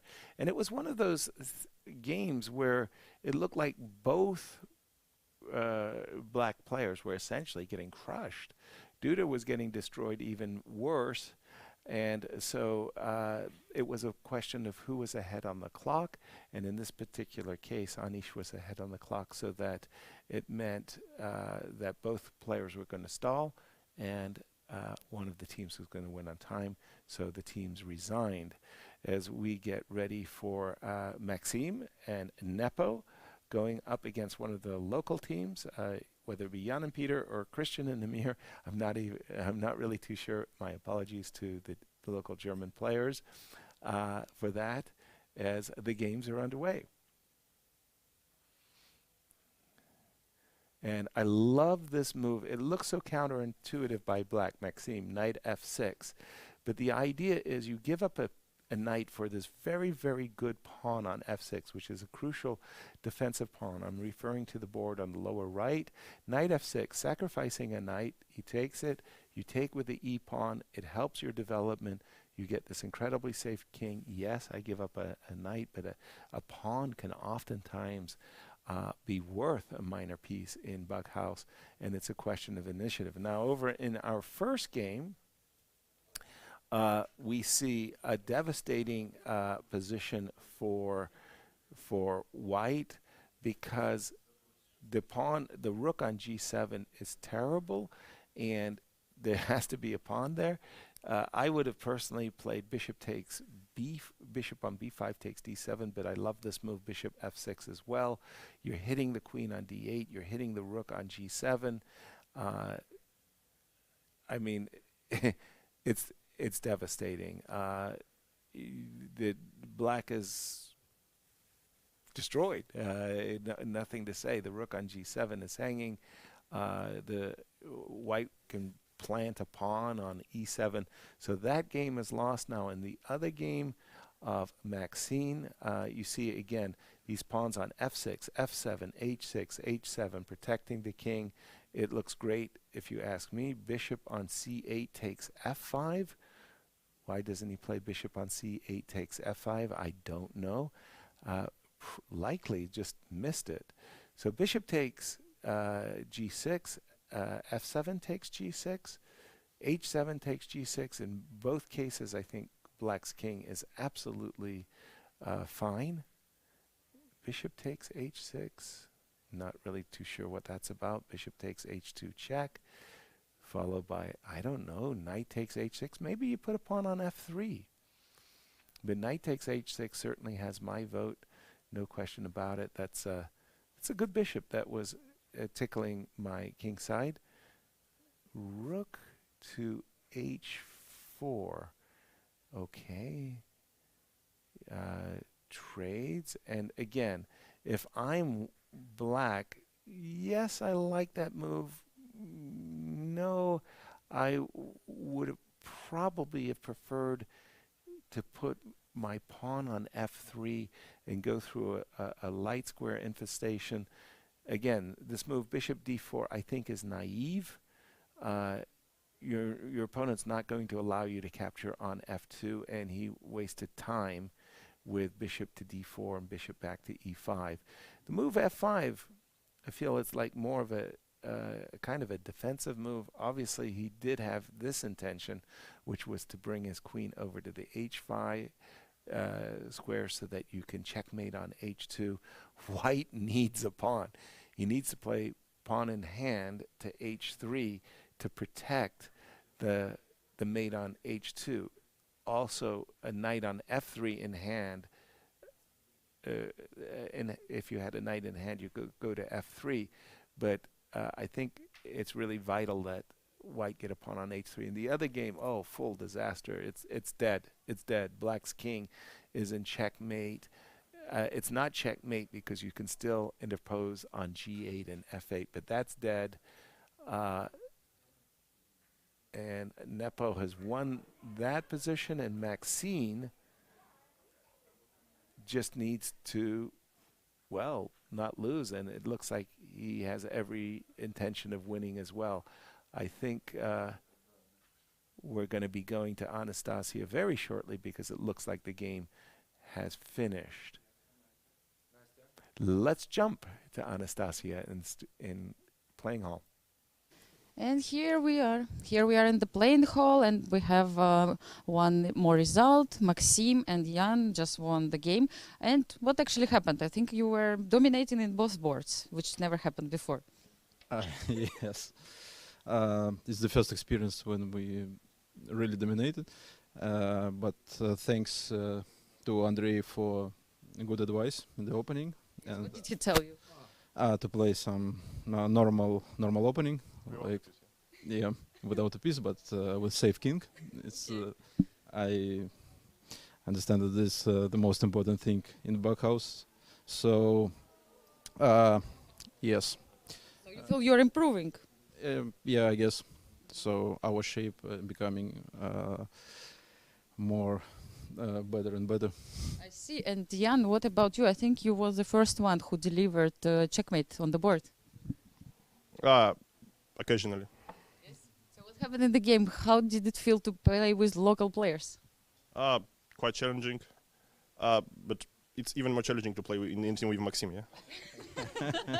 So I'm pretty much used to like any sort of difficulties. How do you actually stand with these guys for so long? You also help him to win the tournament. I think I'm quite patient guy, so yeah, I think that's the secret. I see. That's a very important quality for any trader and any second. Now we know the secret of success. So your comments, how was it to play against such a strong team? Difficult. He chose the Scandinavian opening, so E4, D5, and then I didn't know exactly how to proceed. I think it was reasonable for some time. I even did get some chances on his king side, so he had to move his pawns there. But also he was on a strong attack. So after my castling, that was very difficult, and he could take a pawn here. Yeah, and then in the end, after my teammate was already standing on mate, it was getting more difficult, and he also then now delivered mate to me. Yes, so you see, your novelty actually worked very well. It seems like. I mixed up. I had to play knight f6 immediately after f5. For Maxim, every move is a novelty. Like it's don't overestimate Maxim. Every move he sees is a novelty. Yeah, so like second move, and it's completely new era for me. Yes. Yeah. You know, it's Bughouse chess. It's all about novelties. So last comment. It is an honor for us that they need advices from outside. Otherwise, this match would be totally different. So, Absolutely. Thank you so much for your great comments, and we're back to Yasser very soon. But before that, I think it's time to ask also what will be the next round. Let's go to our chief arbiter. Who is playing in the next round? Please tell us. Okay, the next round is Wesley and Prag against Nodiabek and Andre, and they're playing for the first place in this group. So it's very, very important match, right? It determines who plays against the second of the other group or against the first of the other group. So we will see what will happen in this match. Very strong players are going to play. We will have lots of fun. And time to go back to Yasser, to the studio.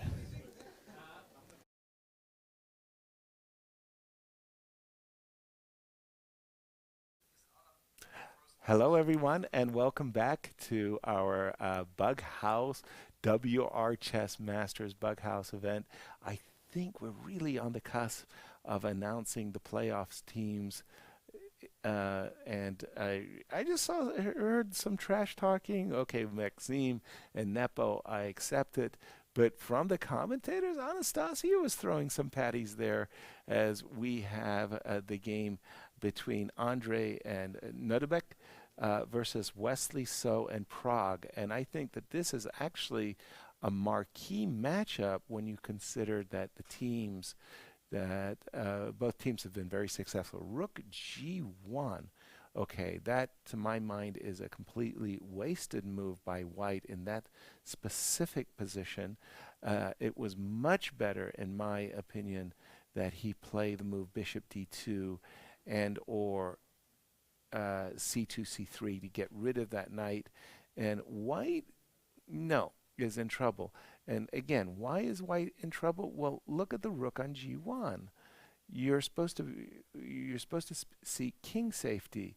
With the rook on G1, you can't castle, and we're seeing what White has had to do. He has had to play very artificially, castling by hand. King F2, King G1, but he has successfully done it. So tip of the hat there for just a moment that he has successfully got his king all the way to G1. And White is fighting back. Again, because his king is so remarkably safe, I would prefer to have White's position at the moment. And Andre has just played bishop c5, traded bishop. This knight on b5 is actually not important to the attack. And again, think in terms of focusing and concentrating on the king side. The move bishop c5 is okay, especially after the blunder queen c7. Because that just provoked the move bishop to d6. Now the problem is when White plays bishop takes f8, rook takes f8, bishop takes f8, Black's back rank is going to be perpetually weak the whole game.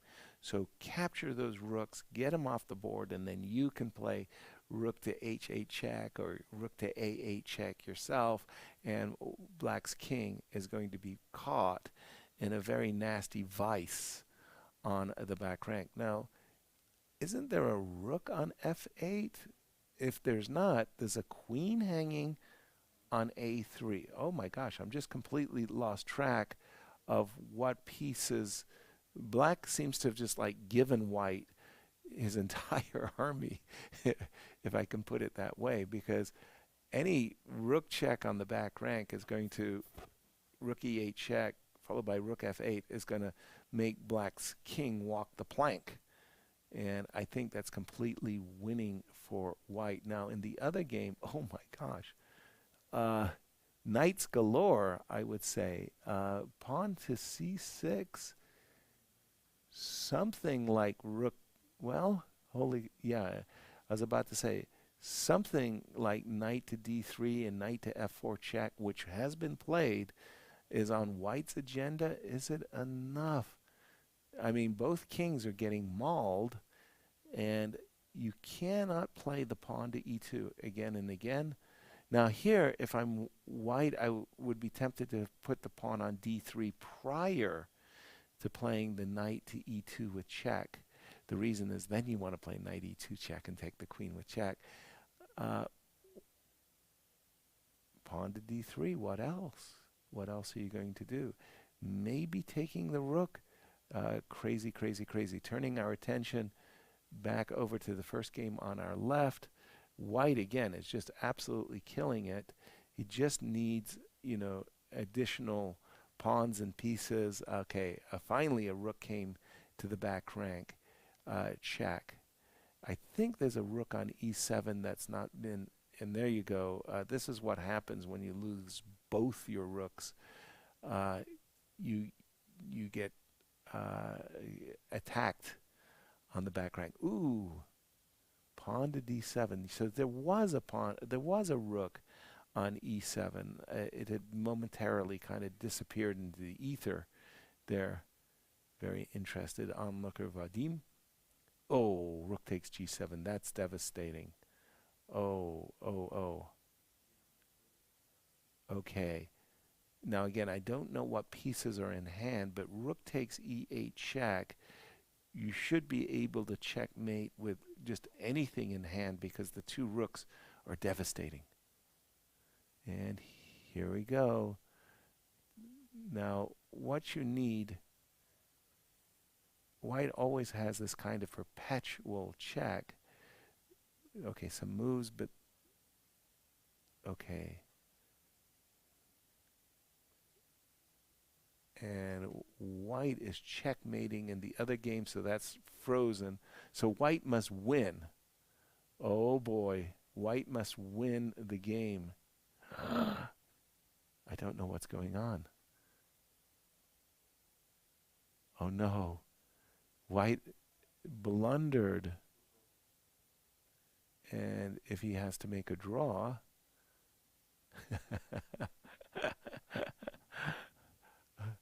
oh, it's crazy. I mean, I've lost track. It's about the clocks of the players as well. So if you can promote, and for example, if take away the pawn, the queen on a6 with a promotion, that would be very nice. Oh, Andre dropped everything, knocked all the pieces over. It is your responsibility to make sure that the pieces are on the squares on their correct squares after you've pressed your clock. You can't have a piece prostate. Oh, queen a6 and queen takes a7 is checkmate. And Wesley and Prague may have lost. It's about the clocks. And our colleague Anastasia is going to tell us. We'll go to the playing hall. Anastasia. So finally we're at the playing hall. You can see so many emotions, like everybody's discussing right now. But okay, I don't know from whom to start. Wesley, please, it's your turn. What happened in this fantastic game? No, but I can maybe mate, yeah, even. No, it was very close. Like better progress, yeah. No, it's just a disappointing way to end the game. But we'll get a chance in the finals maybe. For a revenge. At the end, I think what happened, I mean, here, so why it's not a checkmate? No, because he has bishop and the rook, so he can block it, rook g8. Yeah, I was very lucky. Yeah, I didn't have enough material to mate. Yeah. Mate. Wow. Yes, actually, the game just finished only now, you know? I mean, while we were talking, this is what happened. Yes, so the clock. Yeah, Levon, your comments. I heard you said a few times, so talented, so great. I mean, whom you were referring to? All of them. This is a brilliant matchup. This is a brilliant matchup, and I'm sure we will see these guys in the future on the Bughouse, on the Bughouse scene. Absolutely, yes. Yeah, And we got the Fast and Furious team here, yeah. Vadim and Levon. Uh-huh. Yes, so we will be second, yeah? So we have to play.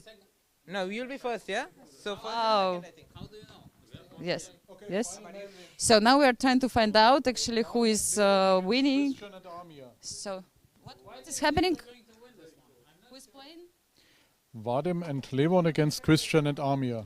Okay, so it's a final round, yes? It's the final round of the Group B, and if Christian and Amir will win, we have a tied final with three teams, same points, same Sonneborn, and then we have to draw the lots. Wow, it's going to be a very interesting fight, yes, right now. So we'll see what will happen, and then we will come back for the final results. And for now, we go back to Yasser.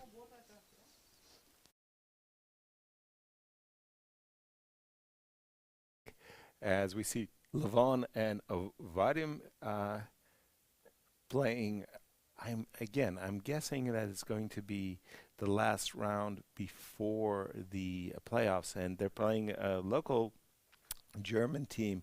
Vadim and Levon are in the playoffs by virtue of having won their first two games, and so they took care of business, and they're going to be curious as to who their rivals are going to be. Now, this, whoa, some very strange moves just happened there. Vadim was doing really well, but allowing queen takes b2 and queen takes d4, I don't think that was really what white should have allowed. Now, bishop c3 to protect the knight on e5 looks necessary going into the other game. The French defenses in Bughouse simply are not good. If you look at the different French defenses that we've seen, this is a disaster for black. He's terrible on the queen side, terrible in the center, and terrible in the king side. But besides that, he's got nothing to play for either, as no activity. And white is just going to put a pawn on f6 one day, and or a pawn on b7 too, by the way, or even a bishop on b7 and a pawn on c6, and it's just going to be lights out.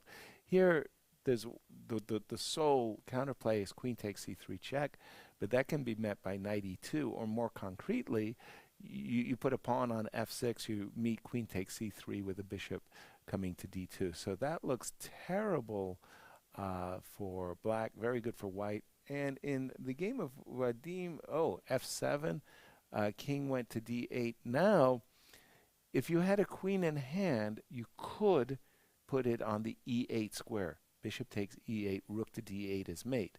So a major piece mates, but you can't put the major piece on d8 because that would be mate in 1. If you put it on e8, it will be mate in 2. So I'm expecting that. Well, wait a minute. Black has just played knight to c2 check and knight to a3. Some strange things going on there. I'm a bit confused as to what we just saw. Rook takes d7.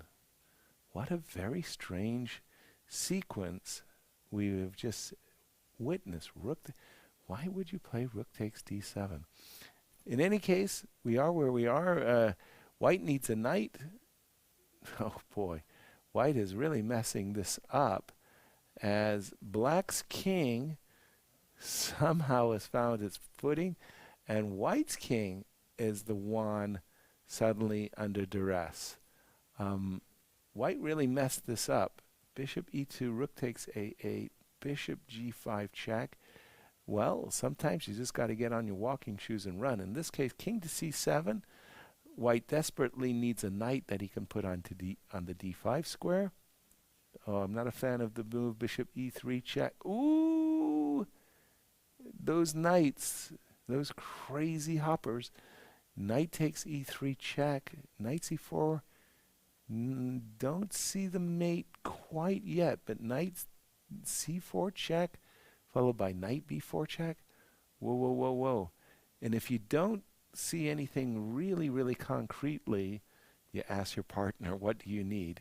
Do you need bishops or knights? And you help your partner. In this case, I'm thinking if I'm black, maybe a move like rook to d8 just to protect the d7 square. I'm making myself vulnerable to knight e6 check, I know, but I'm covering d7, I'm covering d5. So maybe rook to d8 here. I don't know what the material in hand is like. Otherwise, I might try to exhaust the material of my opponents by playing bishop to h6 check, so they have to block with something on the diagonal. White, wow. White put a knight on b7. I'm not exactly sure what a knight is. A bishop, a queen, a pawn, I understand. He's going after the d8 queen, but okay, that's not to my taste. But knight on b7, hitting a queen. Queen on c3 is also under attack. A lot of stalling going on at the moment. I'm thinking that some players are waiting for material, and it's not coming. And there you have finally a move. Knight d3 check. I think king f1 in that position was probably the simplest. You just sidestep, if you will. Oh my gosh, Vadim really blundered. He blundered the queen, and he's blundered a rook. Yeah, knight d3 check caught him by surprise, and he wasn't ready to play king f1. That was the simplest. And now black is right back with the pawn on c2. He's threatening to put a queen on d1. It's not mate, because you have rook takes, but it will be mate in 2. So now Vadim is in real trouble. And what's happening with Levon? We could be witnessing an upset. Levon looks like he's got a good position as black, but Vadim has got to survive what looks to be a very dangerous situation. If Vadim's opponent has a major piece, he could be lost. It's that simple.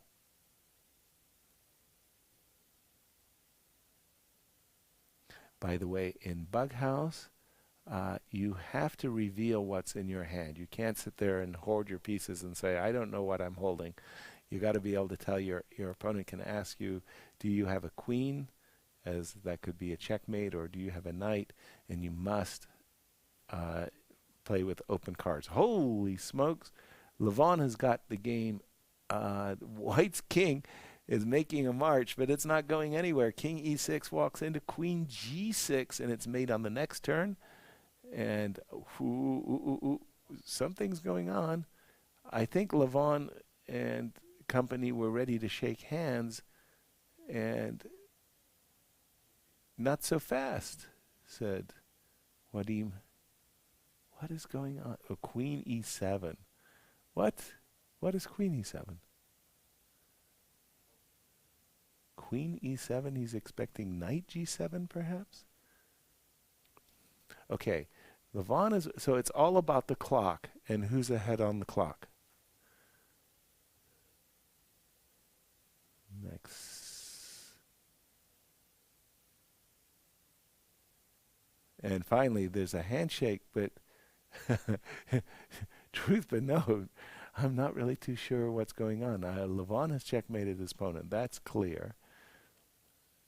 So it must be that Levon has won. Levon and Vadim has won, and that will propel them into the playoffs. And very, very shortly, we're going to know who the 4 teams in the playoffs, and we will be going to our colleague, Women's Grandmaster Anastasia, in the playing hall. We are back to the playing hall, and we just witnessed such a great fight between Vadim and Levon and Düsseldorf School. So, what are your impressions, Levon?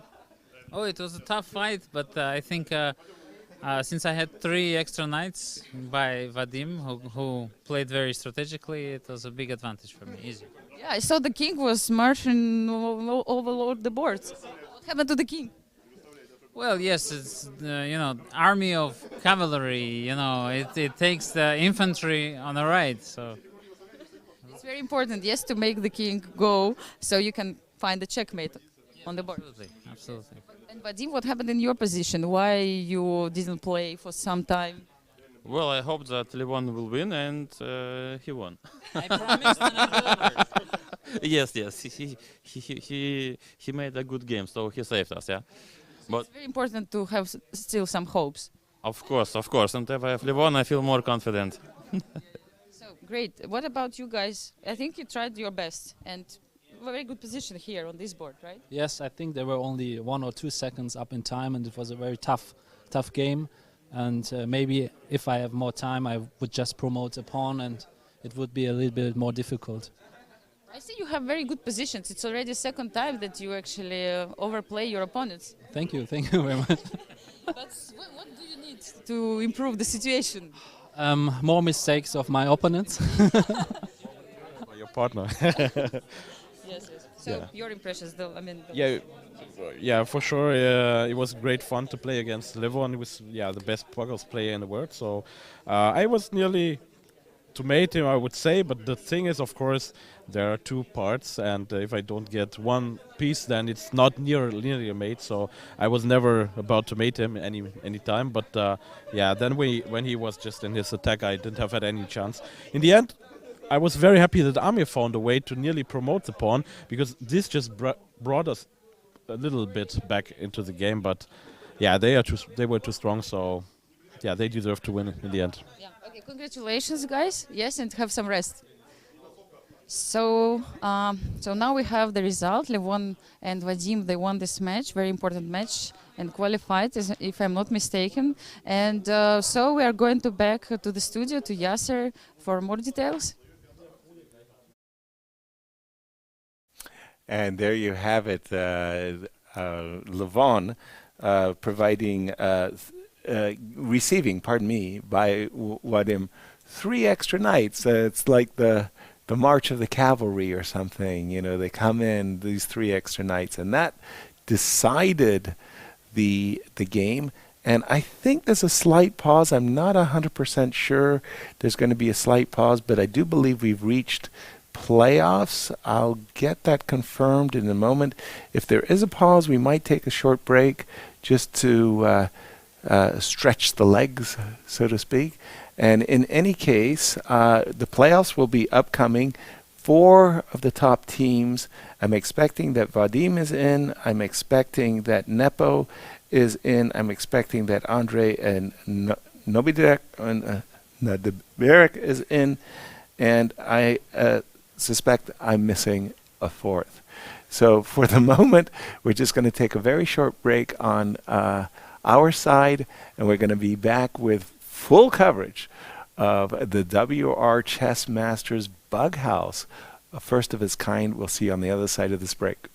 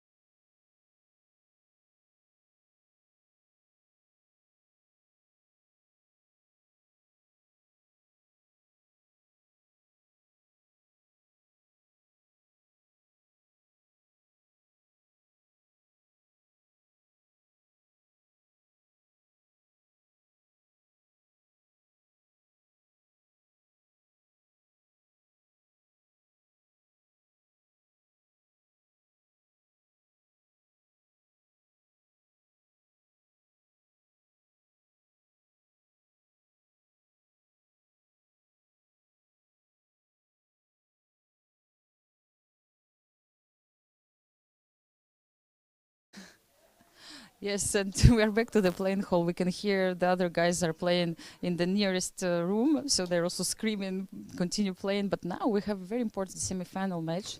You can see that Jan Nepomniachtchi and Maxim Matlakov they're facing Yesipenko Andrei and Nodirbek Abdusatorov. So it's a very, very big fight. And the one who wins, he will go to the final. So let's check what the players are talking about, and maybe we can hear something interesting.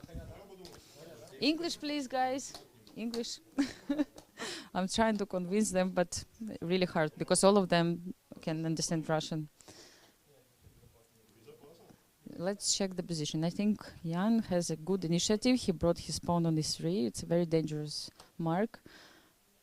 And what's going on in the game between Maxim and Nodirbek? Yes, see too many pieces around the black's king. The position looks really dangerous at the moment. Probably Nodirbek is waiting for some pieces. You see what's going on? I mean, both players are explaining to each other. No, both players are explaining to each other which pieces they would like to get, and in case if the other one can do it, he's providing the pieces. Yes, so it's a lot of talking between them. For example, Jan now says, "Don't give him a knight. Don't give him a knight." Yes. Probably yes. He's afraid if Andrei will get the knight, his king will be in trouble. Yes, and they're discussing which pieces will be dangerous and which are not, according to the position they have. Yes, you can see, but everybody tries to save some time as well, because time can be a very decisive factor at certain point. Yes, Jan is very happy about his position, it seems. A big threat now. Queen f3 was played by Andrei. He wants to take on f7, and also the bishop is hanging. It seems like Jan still has a piece in his hand. According to the rules of Bughouse, you have to show the pieces you have from your opponent. Yes, Bughouse, it's also about conversations between the players. Sometimes they cheer each other up. Sometimes they give the variations to each other. And of course, having fun at the same time. Oops, Nodirbek played the move and all the pieces fall down. Oh my god. Yes, now they try to realize where the pieces stayed before. Yes. Yes, I mean, again, they're discussing which... Okay, pawn on f7 is a very dangerous move. Look at this. And now knight goes to e8. And in case if Nodirbek takes the knight, then Maxim can take the piece from the other board. Yes, and look at this. Now, from the other board, Maxim will take the queen. Yes, so now Andrei's queen has gone. Yes, the position is unpleasant according to Andrei, but he's trying to hold it.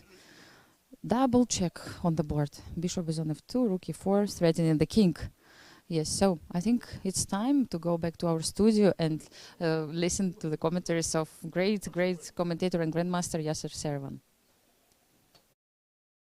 Welcome back. I looked at the position. I can't believe it, Anastasia. There was like a double check on bishop on f2, and I was like, how did that happen? Rook on e4, bishop on f2. Looks like white is getting destroyed in this game on our lower left. On the other game, black is with the initiative, but again, it's not the American rules where you can place with checkmate, because if black has a knight and pawn, he just goes knight e2 check and pawn to g2 mate. That would be the American rules. In the European rules, you can't do that. In the meanwhile, there's a queen on the e8, so anything like a bishop, for example, could come to h6, and it's not checkmate, but it will be a follow-up checkmate with queen coming to f7. So he did take the queen on h5, but rook came to g8. Let me see if I understand this properly. I guess he must have a knight in hand so that he can play knight to g4 check, and then it will be mate. So I think black is lost on the lower right, white is lost on the lower left. So it's about the clocks. And Nepo and Maxime, we may have to go over to Anastasia and ask her for some help. So we are back to the playing hall, and the game's just finished with victory of Jan and Maxime. Yes, I see lots of emotions here. Okay, guys, let's talk about it. I see the checkmate on the board. And how did it happen? He checkmated me, like I couldn't do anything. What do you feel right now? Disappointment, I think, yeah. A bit. Yeah, because we felt that we can win this one. Yeah, but what to do? It's the cruel game, I know, and but I heard finally, Jan, you said something good to Maxime, to your teammate. Yes, finally I heard something like, Maxime, you are the best, or something like that. So what happened? Yeah, you know, but when you like say 10 bad things, yeah, normally one good thing is super like priceless and motivating. That's my strategy, yeah, to motivate Maxime, yeah. Yeah, because after this game I spent my time like going to chess.com and checking an article like Bughouse for beginners. Okay. So I played an opening according to this article, and yeah, now like. So you improved. Yeah, by a huge margin. Yeah. So like artificial intelligence, you're improving by yourself. Yeah, I have no intelligence at all. Yeah. I don't know about it. Maxime, what can you say about this game? Yeah, actually, it's a big surprise that we won this match. Maxime didn't use any of his pieces, yeah? Like he played like what he had, yeah? Yeah, look at Still you're complaining. No, I mean, okay, like look how great he is, yeah? Like so he just didn't need any of the pieces. So he played he played London with these pieces and attacking chances, yeah. Okay, so only one extra rook, yeah, you see, so just he needs only like 8 pieces and 8 pawns to win, yeah? Even in a Bughouse game, yeah? Okay. Wow. Yeah, in this kind of Bughouse, I have some chances, yeah. So I think everybody still has one, no matter what, even no matter of result. Nodjerbek, what can you say? Yeah, probably I should have played against Jan and Andrei against Maxime. we planned it so before the game, but yeah. They tricked you. Tricked, yeah, maybe. It was really exciting match. So now we have Jan and Maxime in the finals, right? If I'm not mistaken. And unfortunately, this great team, Andrei Sipenko and Nodjerbek Abdusatorov is out for the moment. So we will have one more semi-final, and then finally we'll go to the final games. And we are back to Yasser, to the studio. Hello and welcome back. There you had it. Some great trash talking between Nepo and Maxime as they were trying to discover who was the weaker or better player, I guess. In any case, they did take down the team of Andrei Nodjerbek, and the result is that, like it or not, Nepo and Maxime are in the finals, and we're going to discover just who their opponents are. It was really kind of a lopsided match as both the kings got mated. I noticed as I was coming into our broadcast here in studio, outside, Levon was playing Bughouse, a 1 player against 2.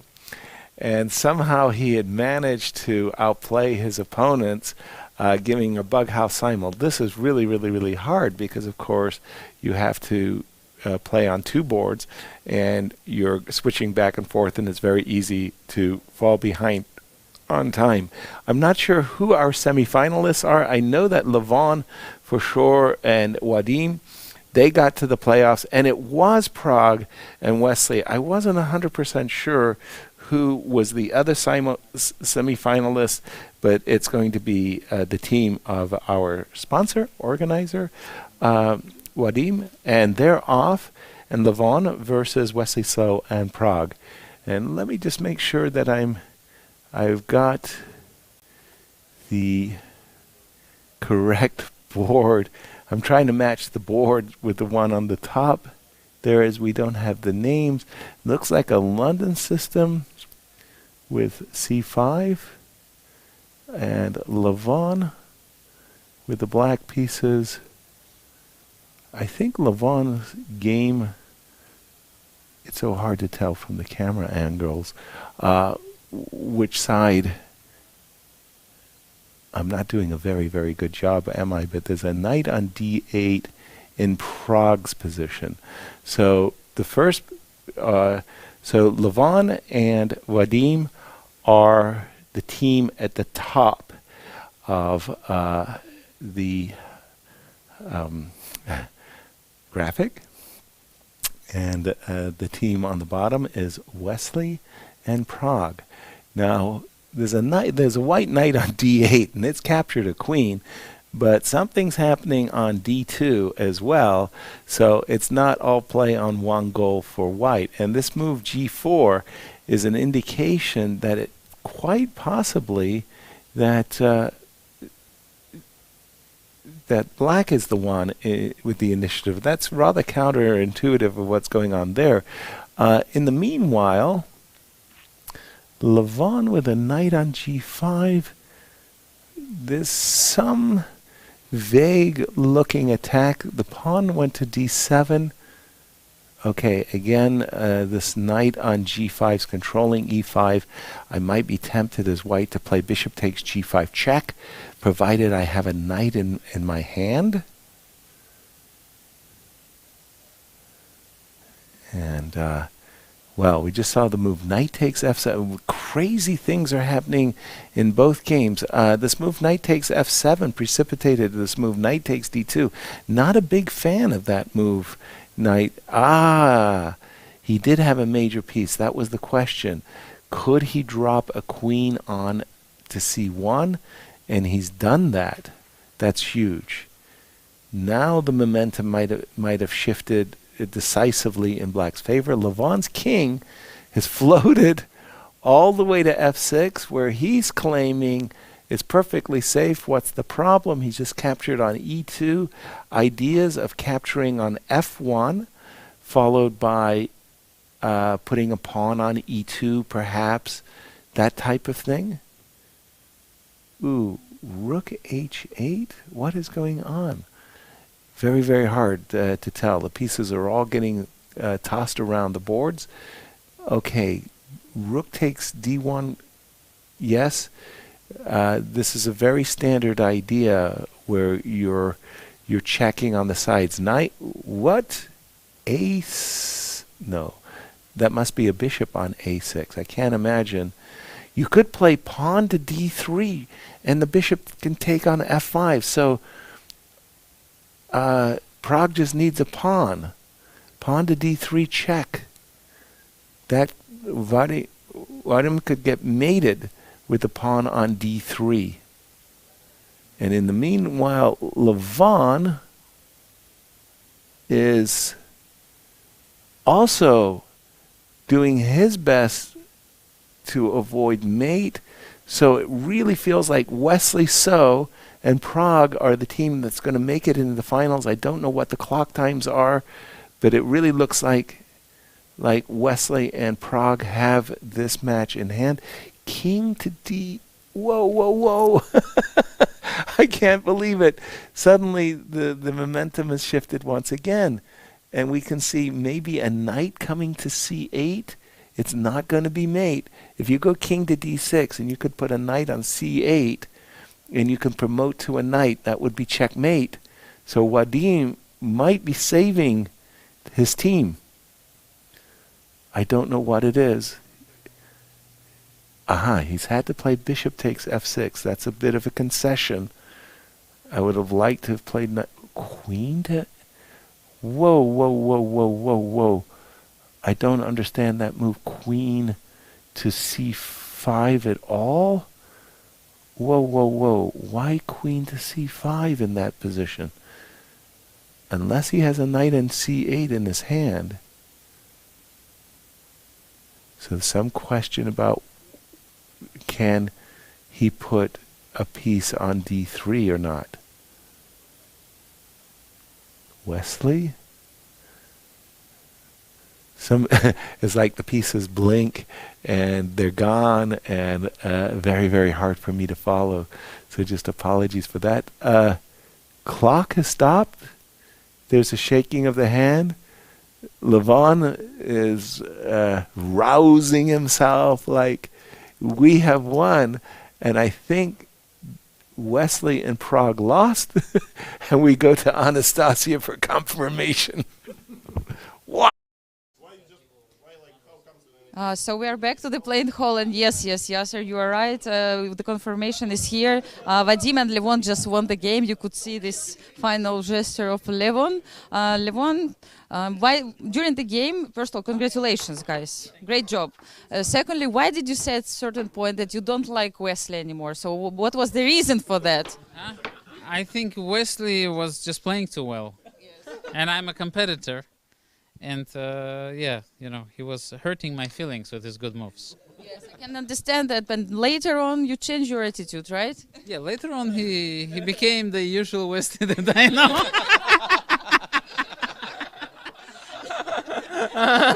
Wesley, please defend. Yeah. Yeah. Just talking time. No, Lebron only likes me during the Olympia. No? Yeah. When you play for this. Yeah. Yeah. So how was the match? Explain the final positions. Like, what's going on? What is all this mess about? So black has to protect, and the queen is coming to g7 with mate. So this is the point. Yes. So Vadim found this queen c5, which is very beautiful. Yes, and it's mate. Bravo, Vadim. Great job. And what's happening on this board? Wesley had to still find a way to checkmate you, but he didn't. Yes. So Vadim delivered the victory today. Yes, to the team. Great. So now, guys, you are in the final. Congratulations. Great job. Bravo. So now we have two finalists, if I'm not mistaken, and we are going to have the final very, very soon. And I think everybody's enjoying so far what's happening in the playing venue. Bughouse chess top players tournament, the first one in the history of chess. Probably there will be many more. Is happening right now, and we are coming to the final stage. Yasser, we are going back to the studio for tell us what do you think of what happened just right now. And now here it is, the finals. And it's amazing that Vadim and Levon who won the tournament, WR Masters, is in the finals in the Bughouse. And guess who else is in the finals? Nepo is in the finals. And they're off just like that. No ceremony, no nothing. Let's get going. And whoof, away you go. I believe that on the top, we are seeing the team of Levon and Vadim. Vadim's white against Nepo, and Maxime is facing off against Levon on the other side. And we just have this standard sacrifices on e3 and f2 in the game of Levon. And I must say, Vadim and Nepo just like bang, bang, bang, bang. They're hosing the pieces off their board, and Vadim and and Levon are playing very slowly on their board. Knight to d5, hitting this bishop on e3, and you can immediately sense what it is that Levon would like to do, which is to put a pawn on e3 and put a pawn on f2. That would be checkmate, of course, but putting a pawn on e3 followed by maybe a knight on f2, that could be devastating. And that's it. Right away it goes. Pawn to e3. The move bishop f2 was wrong. It would have been better to play the move bishop g1 and then to invite the pawn to e3, and then play a move like, for example, knight to e4, and make a stand and fight and sacrifice over the f2. There he plays knight e4, but the bishop should have been on g1. And now, I was going to say the knight could have dropped in on e3. Bishop dropping in on e3, darn good as well. I just thought the knight was even stronger. Bishop to g1, and again, yeah, drop that knight. Dropping a knight in on e3 in this case looks really, really good to my eyes. Put a bishop on h6 if you have a bishop in hand. Knight drops back to c4. Love that move. Again, Levon is really infesting e3, d2, b2. You could put a pawn on a3, and you get the idea is that you're having all the fun. On the other side, Nepo, there's going to be some kind of a smothered mate. You put a major piece on G8, you take on F6 and knight F7. So any major piece, he played bishop takes F6. Not sure, there's a queen. Holy smokes, there's a queen lurking on B2, which means you can play queen takes F6 check if I have the right position in front of me. By the way, I don't see a white king. I don't know where Vadim's white king is. Somehow that's missing. Something is a little bit off in that game. I'm not sure exactly what's going on in that game. Something is missing. White king. Going back to the game of Levon, I just saw pawn landing on B2. White's in big trouble in this game. White's in big trouble. Maxine's in big trouble against Levon. And it looks like Nepo is in trouble. If that queen on B2 is really on the board, it's lights out, because queen takes F6 check along with rook takes F8. That's just, but I don't know where White's king is. There's a missing white king. He hasn't castled short, he hasn't castled long, so I'm going to guess it's in the center, E1, E2. And there you have rook takes F8. That was the move that looks devastating, because queen takes F6. What are you going to do against queen takes F6?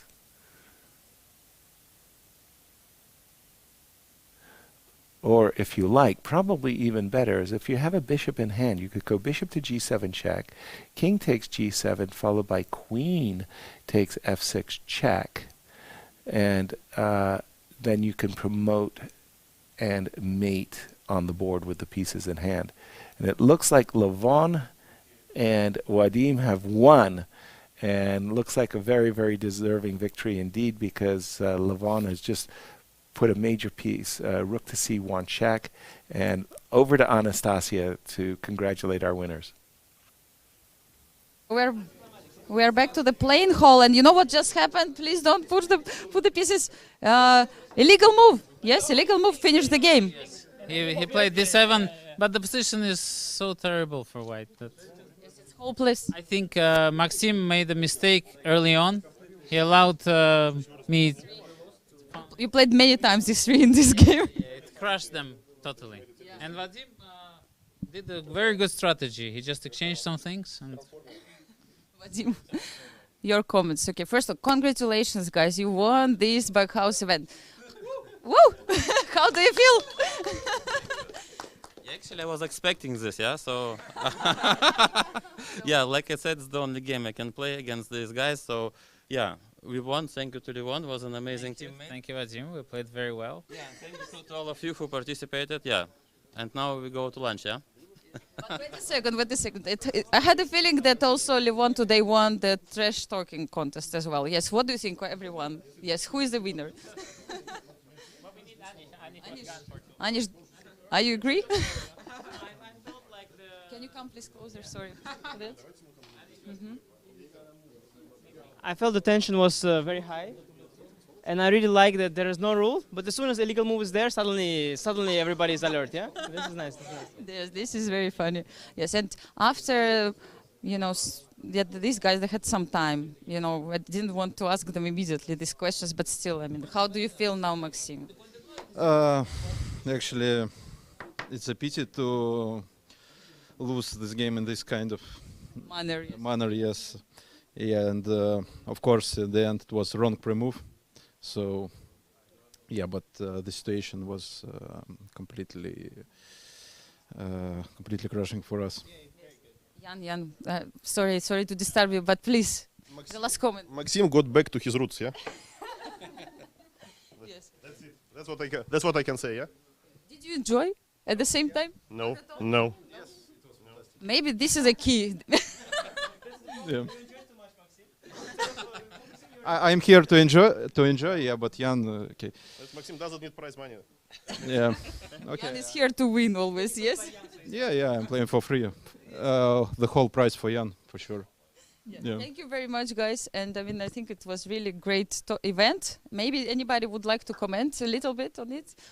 Anish, more words about it? Like, did you enjoy yourself? I saw you were playing outside. I noticed it. Yes, I felt there was too little action. Normally you play Bughouse in a row. One, you finish, you lose, you flip the color, you lose again, you flip the color, you lose again, you flip the color, you lose again, you flip the color until you win. The whole night is gone. Yes. But this was very low intensity for me. You know, like one game, then you wait another game, like too low intensity. I think it has to be more hardcore. Next time we should do it more hardcore.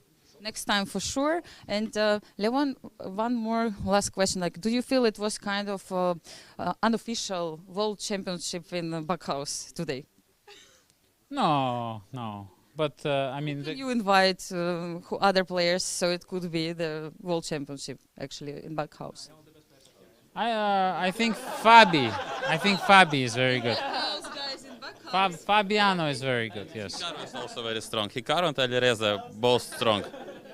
So next time we have to invite them. Yeah, so I'm asking, how can we improve? Yes, for the next year, I hope. We need Magnus and Hikaru and Alireza.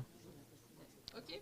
So we're going back, I think, to Yasser right now, because I just heard that he wants to join us for the last comment, and back to the studio.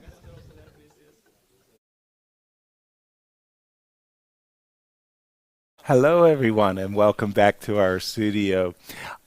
It was fun. It was a very, very light-hearted tournament, but the Bughouse competitors themselves took it very, very seriously, I can tell you that. And Levon Aronian and Vadim Rosenstein have won the first inaugural Bughouse Grandmasters competition live, and you saw it here as well. They have defeated Maxime and Nepo, and you saw the look of disgust there at the end of Nepo.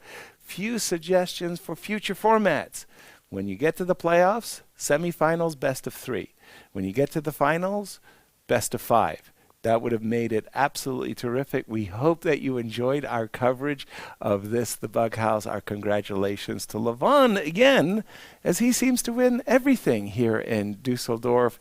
We're signing off for myself, Lizzie, Anastasia, all of the great guests that we had, our entire production staff, our organizing staff, our arbiter staff.